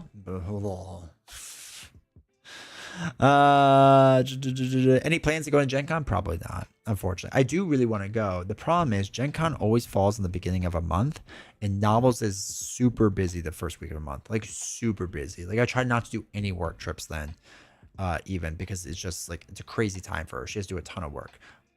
Also, usually it's right around when the fiscal year ends, right? I know it's August this year, I think, right? August? Yeah, I think it's August this year. So it's a little before it, but it's still like a lot of prep work just to get into it. I played the original and the second edition. It's so good. The idea of playing it and the chase is more fun than playing it. Did you and Novels ever try Disney Villainous or Star Wars Villainous? So we have played it. We played with her family too. I like Disney Villainous. She does not. So we have not played it since. End of month wraps are always tough, yeah. Especially fiscal year end. Yeah, fiscal year end, she's like pulling her hair out. Star Wars Rebellion got it and the expansion, but never played it once. So sad, yeah. I sold a game. Oh my god. So like Novels sells some stuff on Facebook Marketplace, and a company just like, okay, when you're a content creator, sometimes companies just randomly send you stuff that you didn't ask for, right? Because they have your mailing address that they got from wherever they paid for it, and they just send it to you. So this happens to me every now and again, where I look at my front door and there's a box of a game I didn't want, and like one was like a party deduction game, and I'm like, do you even know who I am? Why would you send this to me? And another one was just like another game that I was mildly interested in, but not really. So I had them in shrink wrap, and I'm like, I'm never going to play these. I have so many other games to play, whatever. So on Facebook Marketplace, Novels tries to sell them. And it's just what she has to deal with, man. Like, there'll be people that come out of the woodwork, and it's like, well, what edition of the game is it? And we're like, it's the collector's edition. They're like, well, are all the pieces in it? I'm like, I don't know. It's sealed. Well, can you open it up? No, I'm not going to open it up. It's a sealed game. I'm going to keep it sealed because if you're not going to buy it, then okay, I'll give you $1 for it. Like, bro, we're selling a $16 game for $20. Like, we want $20. Okay, $2. Oh my god. All right, we negotiate down to like $10. All right, can you meet me at my house? No, I'm not driving all the way out to your house. You kidding me? Drives me nuts. Facebook Marketplace is just the worst place in the world. Play any Resident Evil games, like the video games? Yes. The board games, I have not. I've tried contacting Steamforge for them to send me one. Because I would really like to play, because I love Resident Evil video games, but I've never played the board games. Star Wars Rebellion, so damn good. We got 2 months until fiscal year end, and I'm already starting to ramp up working hours. I can imagine. I bought all the Star Wars Villainous, and I have yet to play it. I wanted to get the Star Wars Villainous. She wouldn't let me. Laura, you need to live near me. You see the new Fantastic Four trailer? No, I have no interest in it. I'll be honest. Okay, so random fact about me, I can't stand Pedro Pascal. I don't think he's a good actor. I think he's severely overrated, and I hate when actors and actresses end up in every single role. It drives me mad. Because I don't see them as the character, I see them as the actor or actress. There's a way to play Disney Villainous solo. Just need a handful of different dice. D20 to keep track of turns, 4-sided die to see where you get fated at, and 8-sided for roll of fate. Yeah, I feel like I have so much now. Ooh, I want Elder Scrolls board game, but after watching some stuff on it, I went hard on Arkham Horror, so another $300 for board game and stuff. Yeah. Luckily with Elder Scrolls, they're not gonna like stop printing it, so you don't really have to like worry of like it going out of print, right? They're not gonna let that thing go out of print for a long time. Kids these days will never understand the horrific sound of dial-up. Dude, I remember living for games. Welcome to chat. I remember there was one time I was freaking out because like it couldn't connect to the internet, and I forgot that the modem wasn't on. I'm like, what's going on? Facebook Marketplace is crazy sometimes. We had one guy that was giving my wife grief because she wasn't replying within the hour to his questions. Oh yeah. Like Novels gets all worked up about it. And I was like, no, you need to stop talking to that person. And she's like, well, what if we can't sell it then? I was like, no, I'm going to throw it in the trash. I don't care. Like, it's not worth the hassle.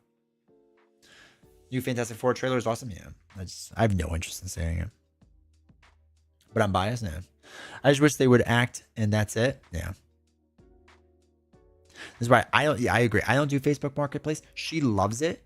She loves it. She loves making like a couple bucks on like random things. So yeah, that's what I said. Block that guy. Yeah, it's just not worth it. But she loves to like, because it's like a sense of accomplishment. I get it. Like you were something that was useless and now you made money off the thing. Like that's cool. And to be fair, she sold a lot of things that we would have just thrown out and she's made a decent amount of dollars off of it. That's, you know, paid for groceries and whatnot. So look, she loves it. And I'll never say not to do that thing. But some of those people you deal with, man, are just psychopaths. Psychopaths out there on the internet. Go figure.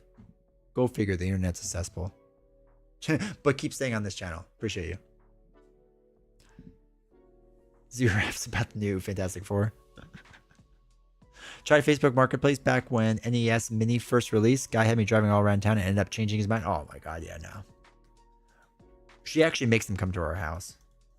I'm like, I hate all these people that are at my house. I hate it. She's like, they're fine. She's very like positive about people and assumes the best with people. And I am very negative. I do not like people.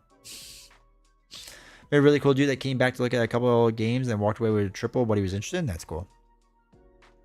We had a couple that just took our couch. We had an old couch that we were selling, and the guy's like, hey, can you help me like load it up? And I was like, yeah, of course. And usually Novels collects the money, so I help him load it up, whatever. He's like, all right, bye. I'm like, all right, and he left. And we just like looked at each other. I was like, wait, did he never pay us? And we were like, you know what, whatever. Like we were gonna throw it away anyway, so it was like $20 or whatever. So it's like, look, either A, he forgot, or B, purposely screwed us over to keep the money. And if that's so, it's probably because he needs it. Whatever, right? I'm not gonna stress about it. Got any games you're looking at for tomorrow's Steam summer sale? I am looking at what I would like.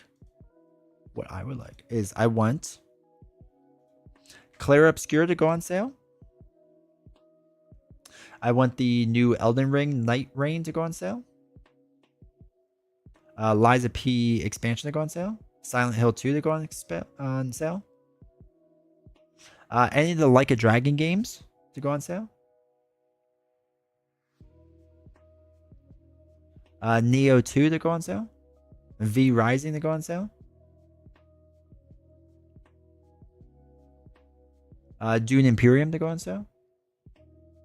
Maybe some of the Dynasty Warriors games. I haven't played them in a while. I kind of really want to. Black Myth Wukong, but I don't think that's going to go that heavily on sale. It's sold too much. Dirt Dog, thank you for the follow, dude. What else do I got?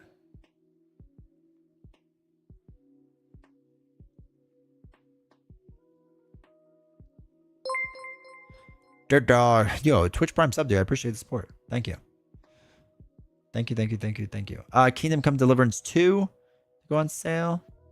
Oh, Death Stranding. I gotta buy that. I thought I owned that.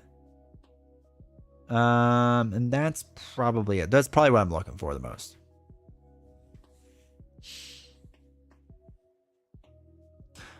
What are you playing tonight, D20? Or are you? We're not gonna play anything. We have one more thing to talk about. I was gonna do a Reddit reply tonight too, but I don't know. My throat's starting to hurt. I want to go over a blog post for the Stonemaier game still. We'll do that in a little bit. I need the content, chat. I need content. Actually, it's not true. I have a ton of content. Novels doesn't understand the outside world is bad. I know, right? She's so optimistic. That's why you were on the topic. But do you think we're getting an article tomorrow? No. I don't think they're going to do anything until Gen Con. And I think they announced the next box at Gen Con. And I think it's hype. D20 grandma only kills when she's crazy. There you go. Yeah, that's fine. What if it's the same way Facebook Marketplace? She'd rather drop stuff off at Goodwill than make $10. Yeah. I remember back in the day, it was all don't trust anyone online. And now there are things like Uber where it's like, guest stranger, drive me somewhere. Was an Uber driver for a year. On my anniversary driving, someone puked in my car. Classic. More Red Bull? Nah, man. No, it's my throat from yesterday's long stream. Like, it just hurts. My dad did, or I guess he still does, Uber driving for like years now, and it's been a good business venture to him. He maybe cheated the system a little bit by having customers on the side and whatever, but Uber kind of really screws over their drivers, especially nowadays, comparative to how it used to be at least. So whatever. But yeah, and he does a lot of morning runs and like afternoon runs because he lives near a major airport, so he can just do like airport runs all day. And it's good for him. It's good. He enjoys it. It's a way that he'd be able to, like, before playing golf, because he's up early all the time. So before playing golf, he goes do a couple runs. He's got his golfing money. You know what I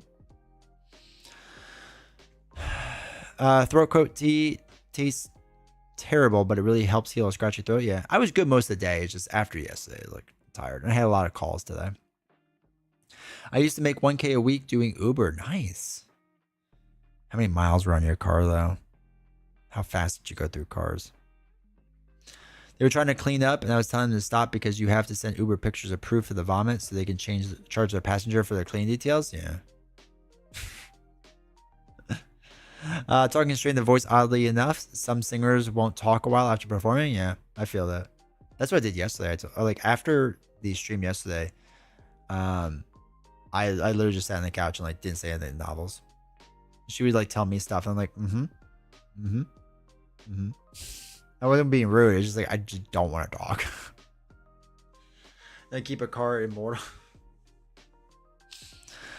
We had so I was with a friend, and I was staying at their place in Jersey, and we went to New York City. So we took an Uber into the city because it was easier than going through the trains at that time.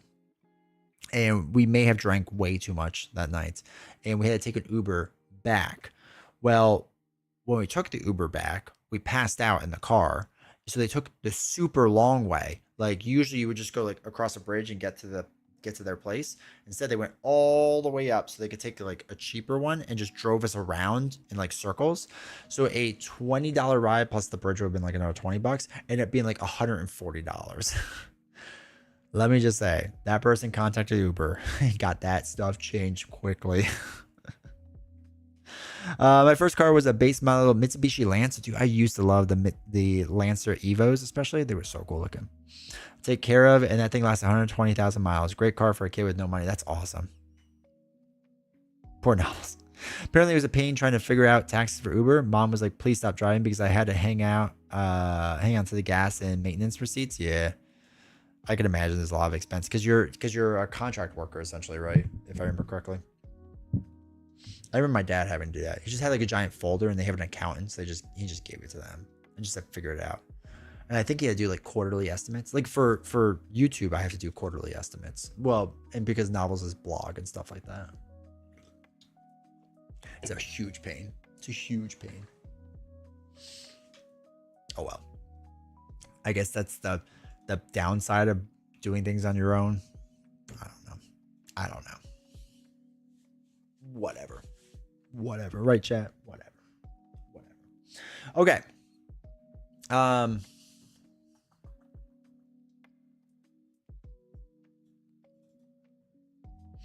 Did a 12-hour shift, had a dinner break at a nice gas station, got home, and I said never again. Just wanted to see if I could do it. So the biggest thing I've ever done was I did when I was 23. I worked, so when out of college, so maybe I was 22, I guess. I worked 3 full-time jobs out of college. I was a sports journalist. I was working at a Sears selling electronics, and I was working at a Home Depot in the lumber department. I had to do it because I was trying to pay off my student debt as quickly as possible, and I had $120,000 of student debt. So I was like, I would like to pay this off quickly. And, I had like 3 friends that I was really hanging out with. I had no relationships, right? So it was just whatever. And I was young, and I was super in shape at the time. So I was just like, whatever, I'm invincible type of thing, right? So one of the longest days I ever had was I had to work on Sears. I had to show up at 6 p.m. on Thursday on Thanksgiving, because that's when they started doing the Thanksgiving thing where like our store's open at 6 p.m. on Thanksgiving. Go through midnight or whatever. So I had to work a shift that was, I basically ate Thanksgiving at lunch, took a nap, went to the Sears, worked from Sears from 6 to 12 no, it was like 1 a.m. It was something like that. 1 a.m. Then I had to run from there to the newspaper because there were football games that took place at the high school, and we had to finish doing the score sheets. So you had to go in, fill out the score sheets, and do all the stuff, and get the printer running, and blah blah blah blah. Did that until about 4 a.m. So I only had to work a couple hours, but then had to not wake up. I had to go to Home Depot to be there by 6 a.m. Because then it was doing their Black Friday, and I did their store from 6 a.m. to 10 p.m. So I worked a lot of hours. I was awake for like 2 days straight. It was absolutely miserable. It was the worst time. Made a lot of money during that time because I sold a lot of TVs, and Home Depot didn't get, well, Sears gave me commission. Home Depot didn't. I just did whatever. But I was allowed to have a lunch and a half, which was very nice. I'm not saying I did. I'm just saying I may have gone to the Applebee's next door and had a beer during lunch because I was like, I deserve this. But it was the worst experience of my life. And after I did that, I was like, I need to find a new job. Like, I need to find a job that pays me the same amount. Because at that time, collectively, between all 3 full-time jobs, I think I was making about like $42,000. And I was like, I need a job that comes close to that. Like, but one of them. And then I got my first magazine job where I was making $35,000, which so was less money, but I was only working 40 hours instead of 120 hours a week. And it was great because when I was working all 3 jobs, I did that for just over a year, about a year and a half. And I was sick constantly because I was never sleeping. I started getting out of shape. I started getting more miserable and more irritable. I couldn't like meet people. It was terrible. It was terrible. So yeah, that was the life of D20 early on. But I also paid off my college loans in like 6 years. So, PS5 is or P5X is officially dropped. All right, time to end stream. Novel's turn for a big live stream. It is. 1 year I did seasonal work for UPS while working on Longs. Would work from 12 a.m. to 8 a.m. and then work at Longs from 11 a.m. to 7 p.m. That only lasted 3 months. I quit UPS. Oof, that's rough, dude. It's crazy, like when you're younger. Well, maybe, you know, some people are older too, but when you're younger, especially like the stuff you'll put your body through, I'm sure it took years off my life. I won't tell you how I made, well, I'll tell you that energy drinks was a big way I made it through that year and a half. There were some other things that I won't admit to on stream that also helped me, but not illegal drugs before anyone gets any ideas. That sounds like a buddy of mine. Years ago, he had 3 jobs, and it was uncommon that he was awake for 36 hours straight. He also went on to a double major and double minor in college while also being an RTC. He wants to be Tony Stark, and I think he could do it. That's awesome. Sounds like you really dug in, yeah.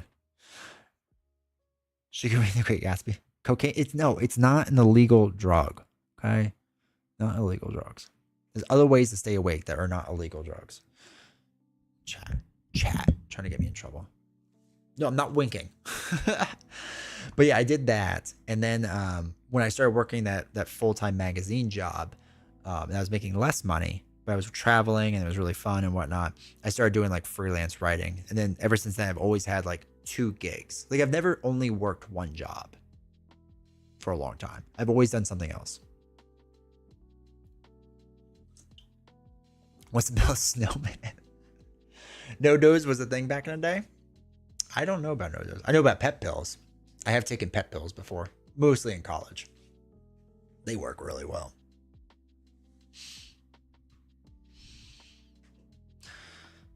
What was I going to say with that? Pet pills, drugs. I don't remember. Don't do drugs, kids. It was caffeine pills. Okay. They have those caffeine pouches now, right? They're like nicotine pouches basically, but they're caffeine version. I've tried those before. They can get you going. There's some high milligram content caffeines, and you're just like, oh, okay, this is like 5 cups of coffee straight to my veins. I used to take pet pills at the club. Wait, what? Bad idea. I'm always full of bad ideas. Four Loko for sure. No, I stopped Four Loko in college. I was responsible. Four Locos a day? Dear God, no. Your heart would explode. We used to drink those on lunch break at the trade school I went to. Jeez, God bless you. In college, I stayed up for days at a time with the power of insomnia. I can still do it, but I feel considerably worse when I do it these days. I feel that. ADHD medication is a good pep for during the day. Okay. Yeah, we in college, I mean, we did a lot of all-nighters and studies and stuff. Did a lot of partying too. I mean, it's just, again, I wish I could have gone back to younger me and be like, bro, you did some crazy things to your body. Like, I'm sure I've taken years off. Like, I understand why men do not live as long as women now. Because after my college and couple years out of college experience, like, there is irreversible damage done. Like, if they say sleep is the most important thing, for like 6 years, I was like, man, YOLO, we don't need sleep.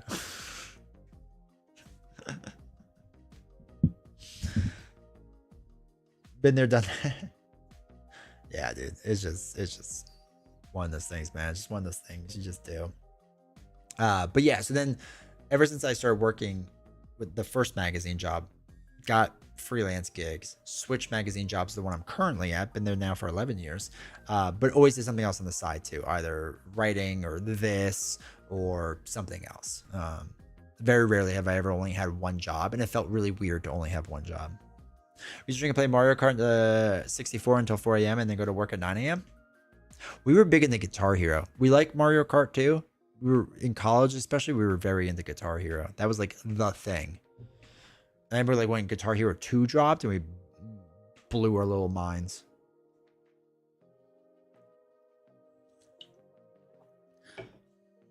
One of my old bosses at the comic store I worked at lived off a fifth of rum a day plus eating 7-Eleven hot dogs for like 2 years and was surprised he had a heart attack. Crazy, right? Crazy. Lebrowski, welcome to chat. Love Guitar Hero. Yeah, dude, it was fun. There was I was watching this documentary of like functioning alcoholics. And there was a lady that was a real estate agent, and she would in between every single showing and every single client visit, she would go to the liquor store and buy one of those like little bottles of vodka and just take like the shot of it, and then like go do her thing, and then come back and then do like a little shot and do that, and then come back and write and do it nonstop all day. And me being me, I just sat there and went, man, it would have been more cost efficient to just buy a handle. Like, you spent so much extra money on that you just brought it, like got a handle, kept it somewhere private, and just drank from it like a normal person. Like, it's really funny because like people have handles of liquor in like their closets and stuff like that, but they're like, they have a problem when they start buying the little bottles constantly.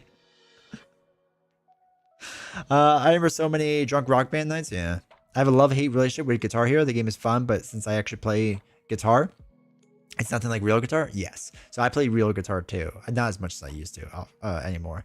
But yeah, people be like, "Oh, does this translate well?" It's like, no, it doesn't. But rock bands, if you actually did the drum kit, it's almost like playing a medium drum kit. Like, it's pretty close. I'm one of those people who had to learn the hard way. Bad idea. Yeah. In the 50s, men lived off cigarettes, no sleep, and whiskey. Yeah. They're doing fine. Their life expectancy wasn't 10 years earlier than mine. I won front row seats to a No Doubt concert playing Guitar Hero with my wife. One, that's amazing. And two, I would have loved to go see No Doubt live. Funny, I play guitar in real life and can't play Guitar Hero at all because it's nothing like it. So I get it. I tried swinging the guitar over my shoulder, then catching it and keep playing. Strap came off and it barely went behind my shoulder, caught it awkwardly, still finished the song. You sound like a champ, dude. I love it. The drum kit is lit for Rock Band, dude. So good. Yeah, it's closer. It's not quite there, but it's closer. I just watched the Poop Cruise documentary on Netflix. Man, life could be so much worse. No Doubt was awesome alive. That's amazing. Based on data from the United States, the life expectancy of men in the 50s was approximately 65 to 67 years old. Here's the breakdown by specific year. It's important to note that life expectancy at birth is an average for a cohort of people born in a given year, and it's influenced by factors like infant mortality. Yeah. Isn't life expectancy for men like now like high 70s? I played a lot of some Rock Band drums. I think I still have them. That's awesome. Still have behind the chair. How are you alive after yesterday? Energy drinks. Triangle Hero. That's a franchise I back. Love it. Love it. All right, chat. I need to shift gears for a second. We gotta have a talk, chat. Let's have a talk. I want to talk about your favorite things publishers are doing.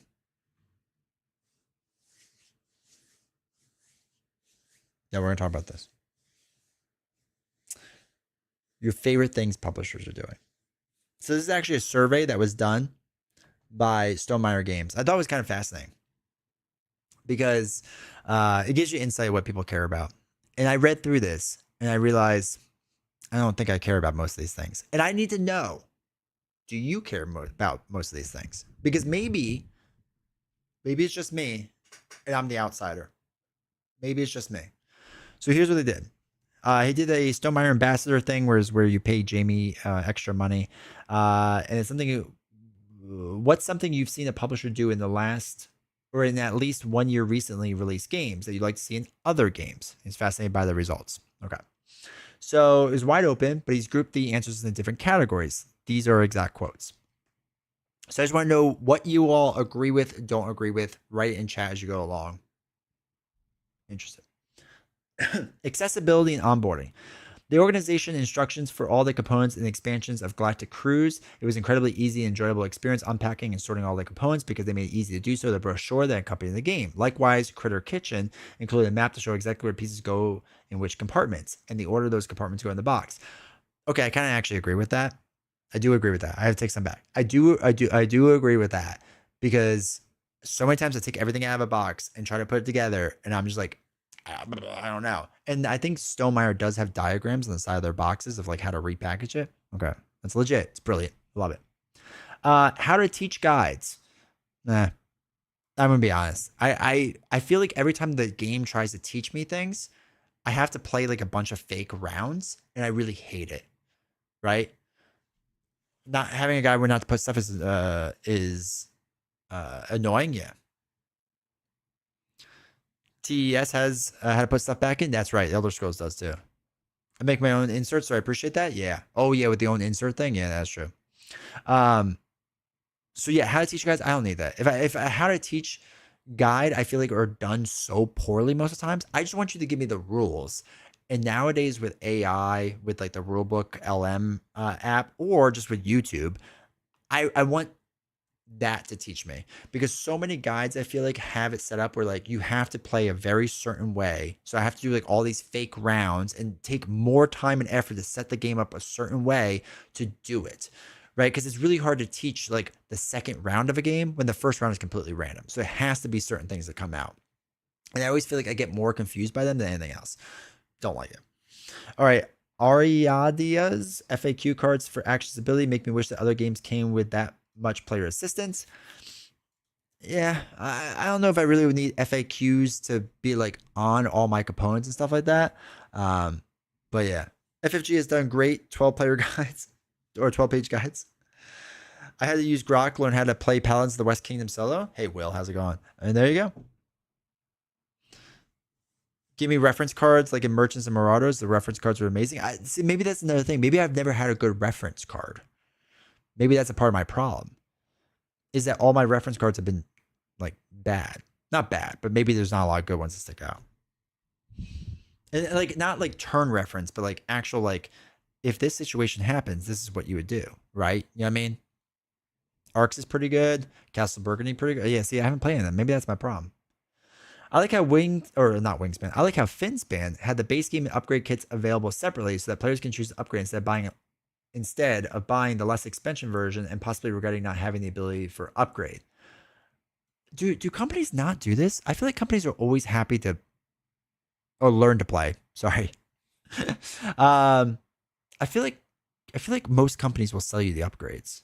Is this not a thing? I haven't bought that many games.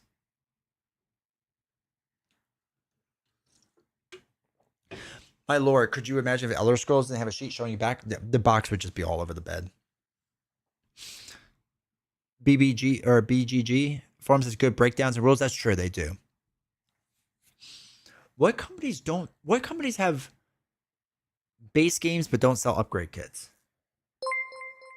Rocket Boy, thank you for the follow. I appreciate it.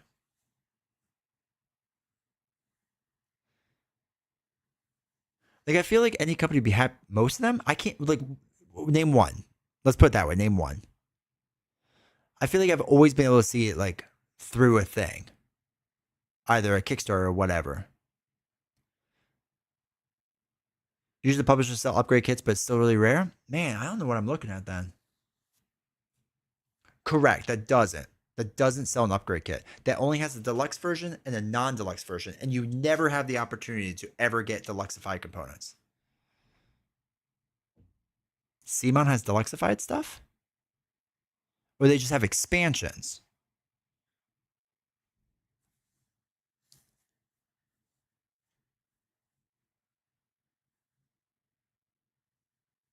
Putting the game back and the top does not bulge up. A few large footprint games have diagrams. Yeah. Yeah, there are a couple of them. It is a good thing to have. Kickstarter or non-Kickstarter? Either. Anyone. Whatever's easier for people to find. FFG, Asmodee. No, what premium components does FFG have in the game? Like, what version of FFG games have a base version and a deluxeified version? Like, game, not company. Like, publishers don't whine over tariffs. Or you go to the Tabletop Tycoon route where you overcharge for Everdell and overcharge again for the upgrade. Well, there's another example. Is like Tabletop Tycoon, like Everdell, like they have like the Blink versions and they have the other ones that you can buy. Spirit Island has deluxeified versions, but you can buy them separately. You can get it together, but you can buy it separately. FFG is one company that can make a ton of upgrades. Yeah. I'm surprised they haven't gone the premium route. I feel like they have the capabilities. Baldur's Gate 3 did awesome statement against microtransactions. Yeah. Yeah. Video game wise. You all don't love giving $10 at a time here and there. All right. SETI Galactic Cruise. This is not new, but unfortunately quite rare. For heavy games, I like every player to have a player aid booklet, not just one or two sided small player aids that goes through the actions iconography. Okay, I agree and disagree with this. I agree that I want every player to have a booklet, but I want it to be as simple as possible. Like, I forgot how big SETI's is, but I don't want it to be like a 6-page thing. You know what I mean? So I like it when it's only like 2. Like, have you played Lost Ruins or Arnak where it's just like you flip it over and you're good? Like, I want that. Like, I could play that entire game off of that little cheat sheet. SETI, I don't remember. I think SETI is not that much better. So to say really deluxe, I think is pretty new. In the past, you either had to get the upgrades and Kickstarter did not. Sure. Sorry, Sean. More offering upgrades, but most games don't honestly need them. Yeah, I agree with that. Plays no tiny print like Mage Knight. Oh my god. Arnak was great. It's a great example. Yeah.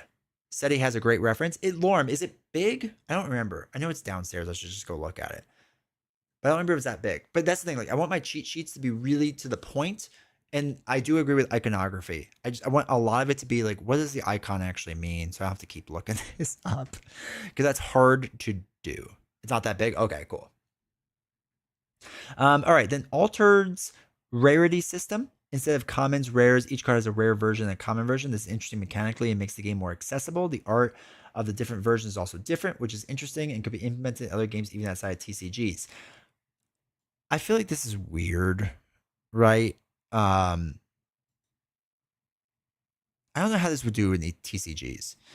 Because, like, I guess the argument is that you want the rare version of the card because it plays well.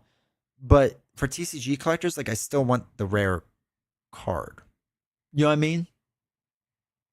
So it's kind of like weird in that sense. Like, I don't know how other games would do it. I can't even like fathom that outside my head.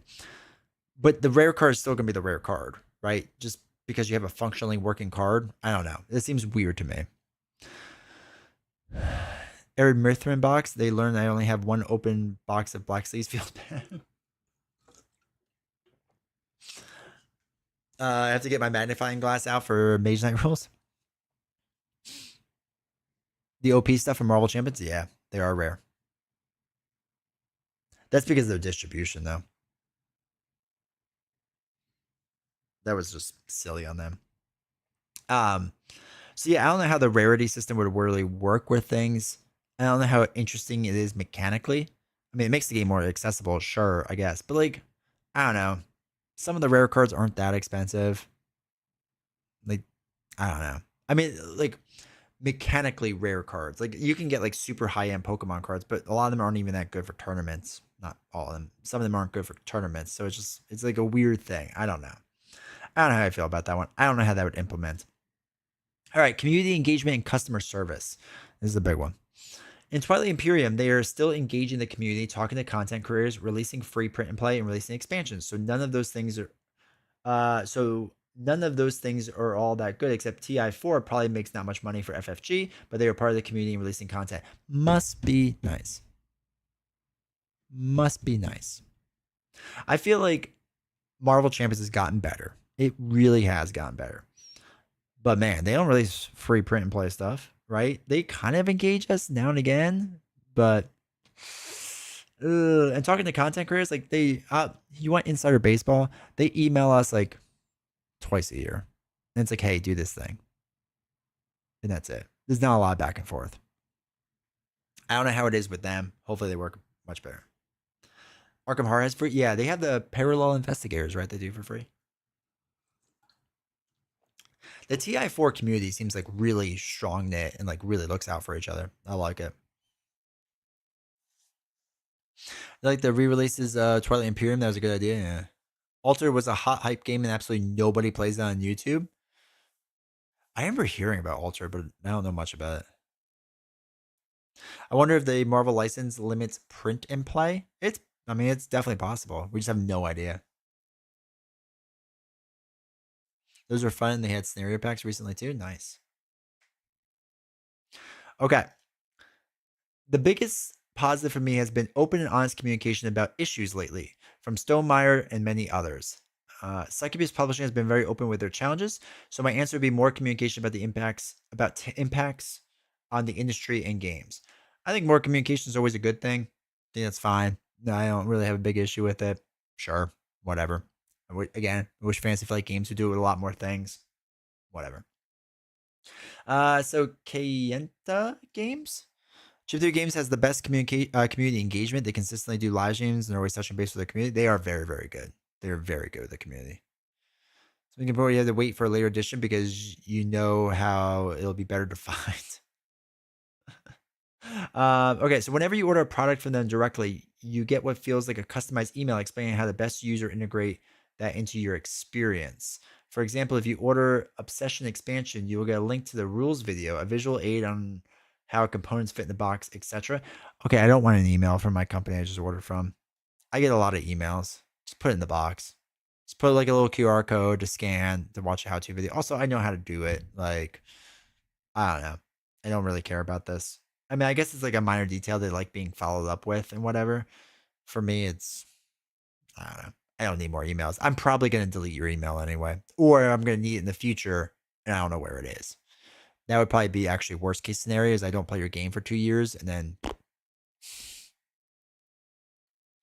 FFG used to be so much better with customer support. I bought an FFG game like 10 years ago and 2-player colors were literally unplayable out of the box. Emailed them. They sent me all the replacements, pieces of colors. Yeah, when they were a smaller company.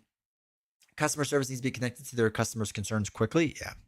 Customer service is really bad in this industry. It's really bad. And don't get me wrong. There are companies like Chip Theory Games, I think generally do a very good job. I had to do some stuff with the people that did like Over and Under or whatever it's called, Near and Far.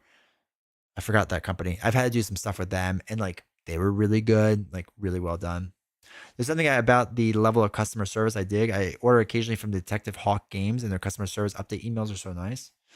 Game Nerds, man. I've had issues with my ordering through there. They work great. They're really good. Massive social media pushes that help teach games and show the hobby is for everyone. I think I don't think that's the job of publishers. I think publishers are really bad at it. I think publishers are incredibly bad at getting new people into the hobby. All their marketing dollars, all their marketing everything is to convince people that are already in the hobby to pay more to play for their game. Is Chip Theory the ones you've been emailing constantly? No. CMON is.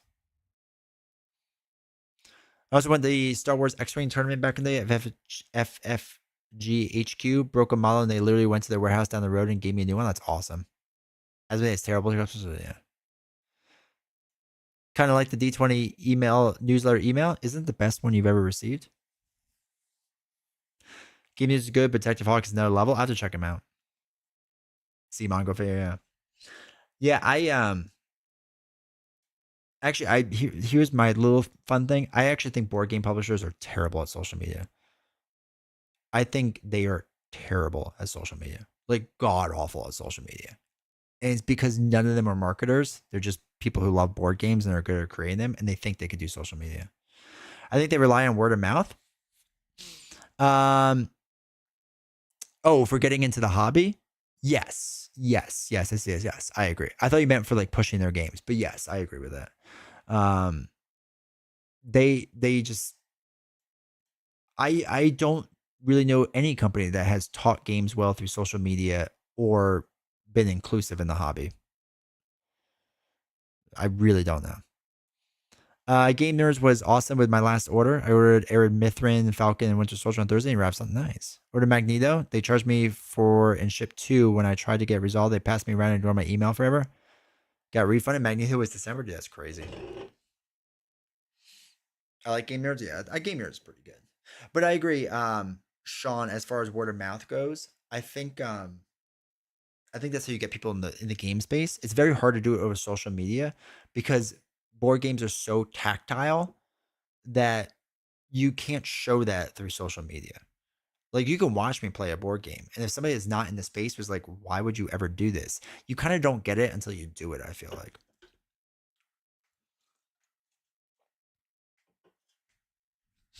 This ain't good update emails. Okay, nice. Yeah, Borlandia. Yeah. I love that Stonemaier Games did a bird card pack of other artists. It's so cool how they put artwork community members made into the game. Yeah. Alternative artwork for that is fine. Watch content creators for board games? Yeah. Yeah, exactly, Sean. Novels doesn't really get it either, so I get it. Bringing back older games to new light with the announcement of Assyria from Garfield Games and the manufacturing of Ludos America from Lemery Games. I really like this approach because I get to see games that were available in the past, but I wasn't part of the hobby yet. It feels like I've been here all along in this board game journey. Yeah, that's fine. Bring back older games. I'm cool with that, especially if it's cheaper. Legendary Tops, no word on upcoming. Dude, they're so bad. Upper Deck, right? Not Tops. Upper Deck is so bad with it. CTG does well with their teaching content. I actually don't like their teaching content. I think the videos are way too long. I remember I was like, oh, I want to learn how to play Hopomakis Victorum. And it was like a several hour long video. And I was like, this is way too long. It's way too long. So I actually took the transcript of their video and ran it through AI and got summarized in several paragraphs. And it was much easier to do. Like watching you, I see cool decks and I think I want to try that. I appreciate it, dude. Thank you. It literally creates hype for myself. Yeah. All right. Eco-friendliness and sustainability. Upper Deck is terrible. Was it announced a year ago? Yeah. We're probably going to get more news about it soon. Beast of Burden, Ironheart deck is still, yeah. D20 is replacing everyone with AI. God willing.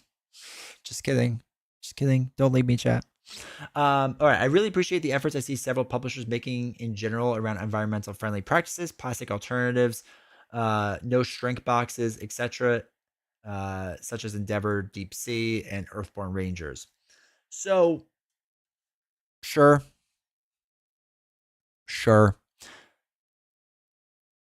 It's a very small drop in a very large ocean. because really the companies you need to go after is like Monopoly, where like Monopoly outsells like the entire tabletop, like modern day tabletop industry, right? So is it good? Sure. Is it a thing I super care about these companies doing? Not really. There's so much other eco-friendly things and sustainability things we can do that this is just so tiny.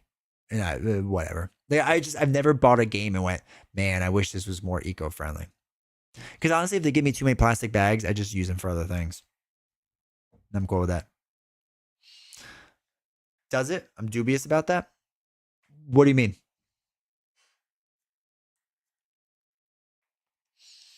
The art, components, and the amount of content that fits into a small box is nothing short of excellent. Sure. Not only is it entirely eco-friendly, but it's not to the expense of quality. It's a good example of board games doing more. I'm fine with smaller boxes. I'm really tired of these really large Calyx boxes. Monopoly? Monopoly sells a ton. Monopoly sells a ton. Hold on.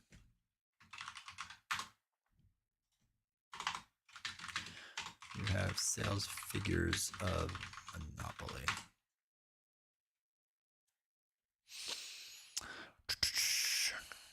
Okay. Many copies per year.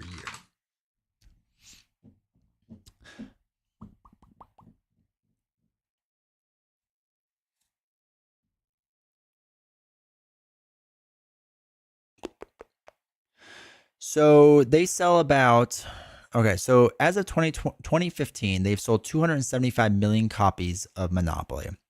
So over the course of 80 years, it's about 3.4 million copies of their game. Now, realistically, they sell more now than they did 80 years ago. But those are the rough figures we have, and they're still selling like hotcakes. Is it still that popular? It's still very popular. There's a reason why it's constantly on the shelves of Target and Walmart and whatnot.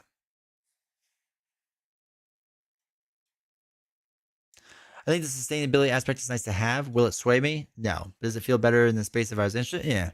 Again, I agree. It doesn't sway me. And if they want to do a shirt, like I'm not like, no, how dare you try to do that? But so is Catan. How many copies of Catan have sold?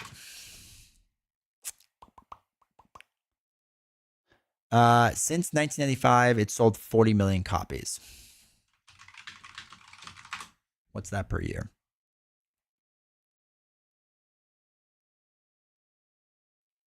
So 1.5. So half the amount.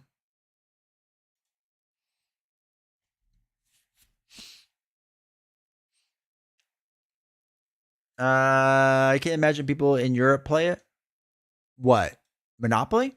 Bro, every time I've stayed in an Airbnb in Europe, there's freaking Monopoly. Every time. Several versions of it. I had the worst luck. I think taking the whole span of the product is pretty unfair. We only have certain numbers. I don't even know how many, like, the fact that Wingspan sold 1 million copies was a massive accomplishment, right? And that wasn't in a year, that was cumulative. So for however long Wingspans, but anyway. So that's a massive accomplishment in the board game space. And if you average out, again, 3 million units, 3.5 million units of Monopoly sold a year, one of the biggest accomplishments in modern day tabletop space is 1 million units, and they triple that every year on average. Sorry, I think I lost a bunch of things. As long as it fits back. Can't imagine that many people in Europe play it. Monopoly Go has Hayden Christensen ads. They make bank. Yeah. And that's the thing, like, it'd be interesting if they broke down more of not just Monopoly, but like Monopoly Zelda, Monopoly this. Like, I wonder if that's in their sales figures, but they don't say, unfortunately. Plus, there's digital Monopoly, but that doesn't really have anything to do with eco-friendliness. So, I hate Stonemeier's biodegradable baggies. Monopoly's 3 worst games ever. Yeah, I'm not a big fan. Getting the Warhammer, not looking forward to the 200 plus page rulebook and faction codex. $100, $100 bucks to see if I like it out of the gate. Brutal. Ugh. I want games to come with quality minis that I can paint. That's fair. I wish I was more into painting. Still have a mint Star Wars Monopoly game. Nice. Gamers like to crap on Monopoly, but it sells like crazy. It's got a reputation as quintessential board game. Yeah. Again, you ask the average person what Monopoly is, they know what it is. You ask the average person what Wingspan is, they will not know. Wingspan look pretty. Wingspan looks so good. It's such a good looking game. Greek hostels have Monopoly games, yeah. But like, okay, even go past that. All right, you look at the titles. Hold on. How many? Who is it? Hasbro that owns them, or is it General Bradley? Who owns Monopoly? Parker Brothers. Wait, no, it's first published by Parker Brothers. Then Hasbro acquired them. Okay. How many board games does Hasbro sell a year? Because they own a couple, right? We don't have unit sales. So they can estimate, because you can estimate that an average retail price is $20 to $25 per board game. So if it was $20, it'd be 10.35 million units sold. If it's $25, it'd be 8.828 million units. So great, obviously huge grain of salt there with that. But that's outselling the tabletops, like the modern tabletop space, I think, pretty easily.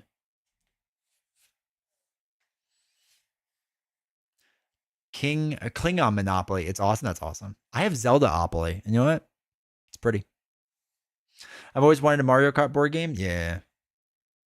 Hasbro sells a ton. They also own OP. Yeah, that's true. I'm not even factoring that in, but yeah. Only good game Hasbro has, Star Wars Risk. It was different and good. Nice. Okay, so with the art and components, the amount of content that fits in a small box. Small box things I like. I really hate big boxes. That's not even from an eco-friendly and sustainability point of view. I mean, it is eco-friendly and sustainable, and that's fine. But for me, it's just like saving shelf space. And if I can save shelf space, I have to make less shelves, which is nice. And other people have to buy less shelves, which is also good because people don't buy actual wood. They buy calyx, which is terrible for the environment, which I always find ironic that people in this space are so pro-environment, but yet they invest in calyx shelves, and they are one of the worst things you can get for the environment. End of rant. Sorry, woodworker has to do that. But yeah, so I'm all for pro small boxes so I can fit more games and I can buy more games and I can sneak them in more. You know what I mean? Paper wrap cards is more common, but so much better than plastic wrap. Yeah, sure. Whatever. Doesn't matter. It's all going in the trash. Rewood and replastic from CGE and Mighty boards. It's phenomenal how much detail can be done, how environmentally friendly they are. Oh, like they recycle wood and stuff? I have to research that. I don't know enough about that. Hasbro does have some good games, Monopoly notwithstanding. Y'all ever play Worms PC? Oh, yeah, for sure. They have a board game? That's crazy.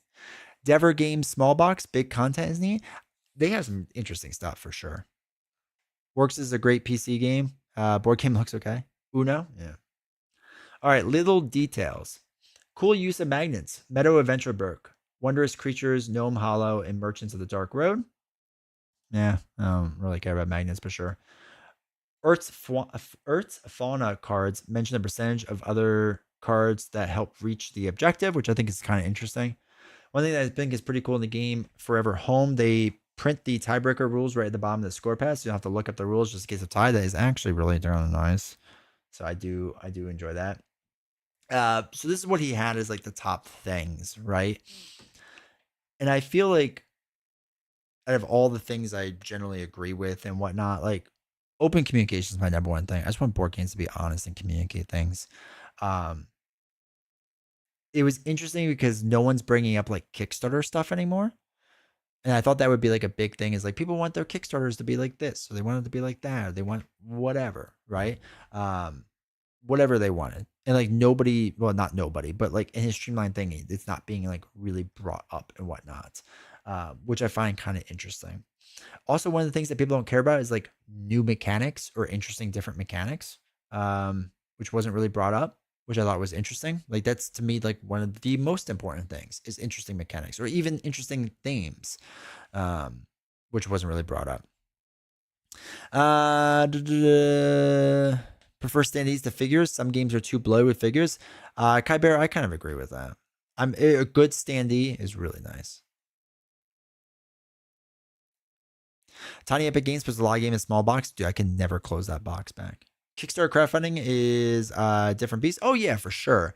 But I figured publishers do it, right? If the thing is just your favorite things publishers are doing in a game that's been released in the past year, I figured that would be a part of it, because how much of this industry is done through Kickstarter crowdfunding, right? So it's interesting to me that's not been brought up because it's got to be at least half the games that exist in the tabletop space nowadays, like the modern tabletop space, are crowdfunded.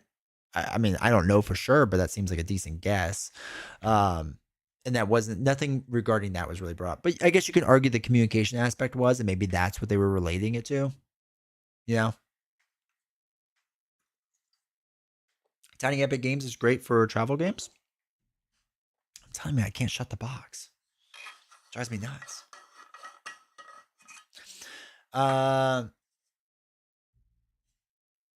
What I found interesting recently is Agricola crowdfunding by Awakened Realms. The most popular version backed is not the one with plastic minis. Sean, I think you're onto something there because I do think people are tired of a ton of minis, like especially generic minis, right? Like small ones don't really add much. Yeah, I think people are kind of like tired of that stuff. I really do. I think people want either the standees or they want different things. Or honestly, I'm shocked this hasn't taken off yet. That they sell the STL files. Is that what it's called? When you can 3D print it yourself. I don't know 3D printing that well, so I apologize if I'm saying it wrong or whatever. But I always thought that would become more popular. They would give that option of like you can have minis with the file. And I know it's like less money for them because I'm sure they make a ton of money off of minis, but still there's a lot of hassle that goes into that and stuff. So I always thought that would have been a bigger thing by now. Maybe it will be in the future. I don't know. Minis take up the price point a lot. Yeah. I backed out only because of the AI cards, Sean. I have so many Game Found Kickstarters, I've forgotten most of them. To be honest, I like the wood for a game like Agricola. Wood feel, and I agree. I think wood makes a lot more sense with a game like Agricola versus plastic, right? It's supposed to be about farming. You don't farm plastic. So I feel that. Agricola or Agricola. I used to say Agricola, and then I was corrected by somebody from some company that's, it's actually Agricola. And I went, okay. So I've just been saying Agricola. It makes me also sound smarter than I am because it makes me sound like I know what I'm talking about. Card game, mini war game, all STL files. Yeah. It's German for agriculture. I don't know how you would say that in German. I'm embarrassed. As D20 Vodvaking, I should know, but yeah, I thought this was just kind of a general interesting survey. Again, I'm 100% pro customization, but to me, like I really thought they would bring up more interesting mechanics, and I really think like there's so few games it feels like nowadays where a mechanic is like truly new and like inspiring.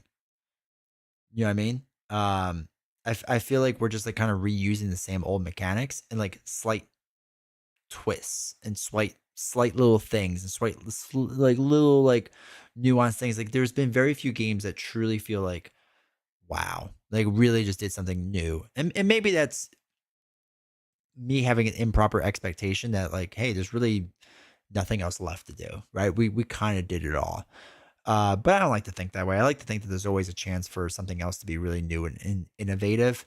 And I really hope that we get that. And whenever that is super celebrated. Like I feel like Gloomhaven, I'm not a big Gloomhaven guy, but I feel like Gloomhaven was one of those things where, we all had the RPG type games before like Descent and whatever, but they did a really good job of making it like a D&D game without a dungeon master. You know what I mean? So, I feel like we just haven't had something like that, like not earth shattering. That's too aggressive, but just like that, like wow,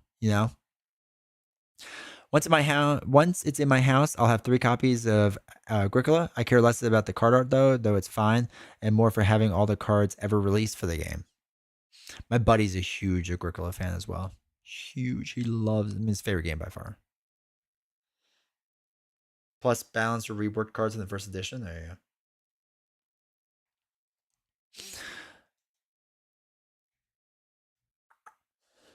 go. All right, chat. Let me close out of that.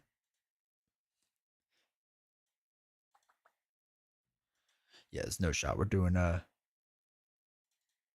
Reddit reply tonight. I thought I could, chat. I thought I could. My throat's already starting to hurt. Bad. More importantly, oh, it's downloading. It's unpacking. It's happening. It's happening, chat. I like Feast for Odin just a little more than Agricola, but yeah. I've never played it. My buddy really likes a Feast for 2. But yeah, just never played it. Recent game that wowed me was Unstoppable. Card crafting is a mechanic that's barely been touched. Oh, okay, there you go. Yeah, I don't know many games that do card crafting. That's cool. There was a game. Oh god, it's embarrassing. I don't remember this. Where like you had like a clear sleeve, and as you got more cards, you put them in the sleeve and like made like a new card. It was like something darkness or something like that.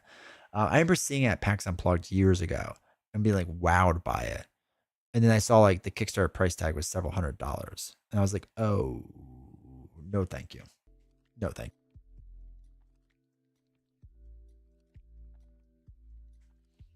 Feast is good. I just wish they had more decks of cards. They have what, 1 expansion? Is that it? Maybe 2? Do or do not. There's bro, I try with everything. Only $700. Might as well get 2. Buddy has, I can't remember the name of it. Yeah. And like that was like, I don't remember anything else about it besides like that. 1,000 Scoundrels uses the card building mechanic. 1 expansion comes with no. Oh, it does not. Okay, I don't know it well enough. That's cool. That the card crafting building mechanic is interesting. It'd be really cool to see other companies like try that, or just any mechanic like that.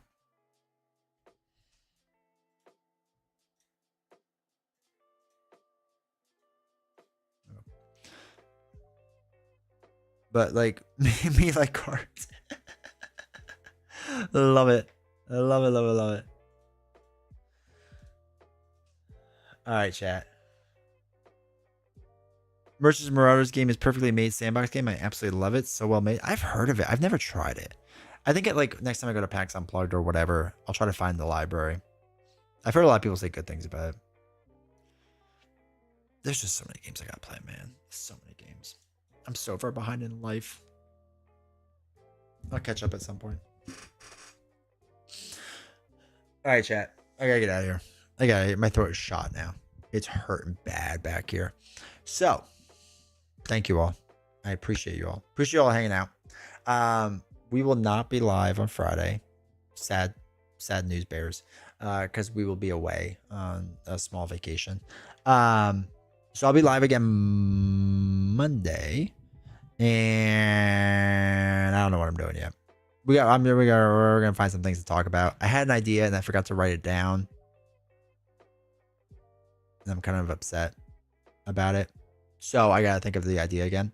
Oh no, I do know what the idea is. We'll talk about it later. But I have an idea if that's something we're gonna do. And then we'll probably play some like Falcon. I want to play some more games of Falcon to kind of get that stuff in. So we'll do some stuff on Monday. It'll be fun. Next Wednesday, I definitely have to do Reddit reply because it's kind of like big part of the channel, and not having it this Friday is gonna be rough, but say it'll be just what it is. My buddy is an EMT and he had an interesting story for me this morning. Apparently an older gentleman in my neighborhood fell on his walk last night and no one saw him until 5:30 this morning. He was on the ground all night. Dude, that's terrible. I saw one of my neighbors, an old guy, and he was shoveling his driveway and he fell. And I happened to be on a work call and I didn't see him fall, but I looked out the window because I'm always looking at everything because, I don't trust anything. And I saw him laying there. I like watched him for a minute. I was like, is he grabbing something? And I realized he was just laying there in pain. And I was like, I have to hang up on this call, and like ran out. And I felt so bad because like his wife was gone like the entire weekend. Like, and like we live in the middle of nowhere. So like, the dude would have just like hung out there all night, like freezing cold weather. And I was like, Jesus, thank God.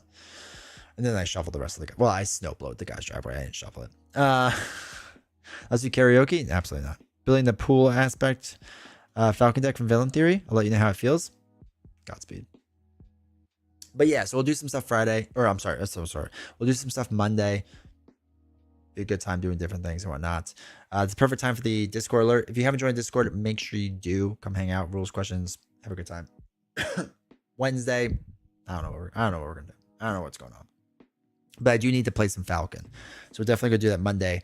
We're probably I'm thinking for Monday we might do tier ranking, BGG's top 50 games. I think it could be fun. I think it'd be pretty cool. And then I have to play some Falcon games. So I want to do that.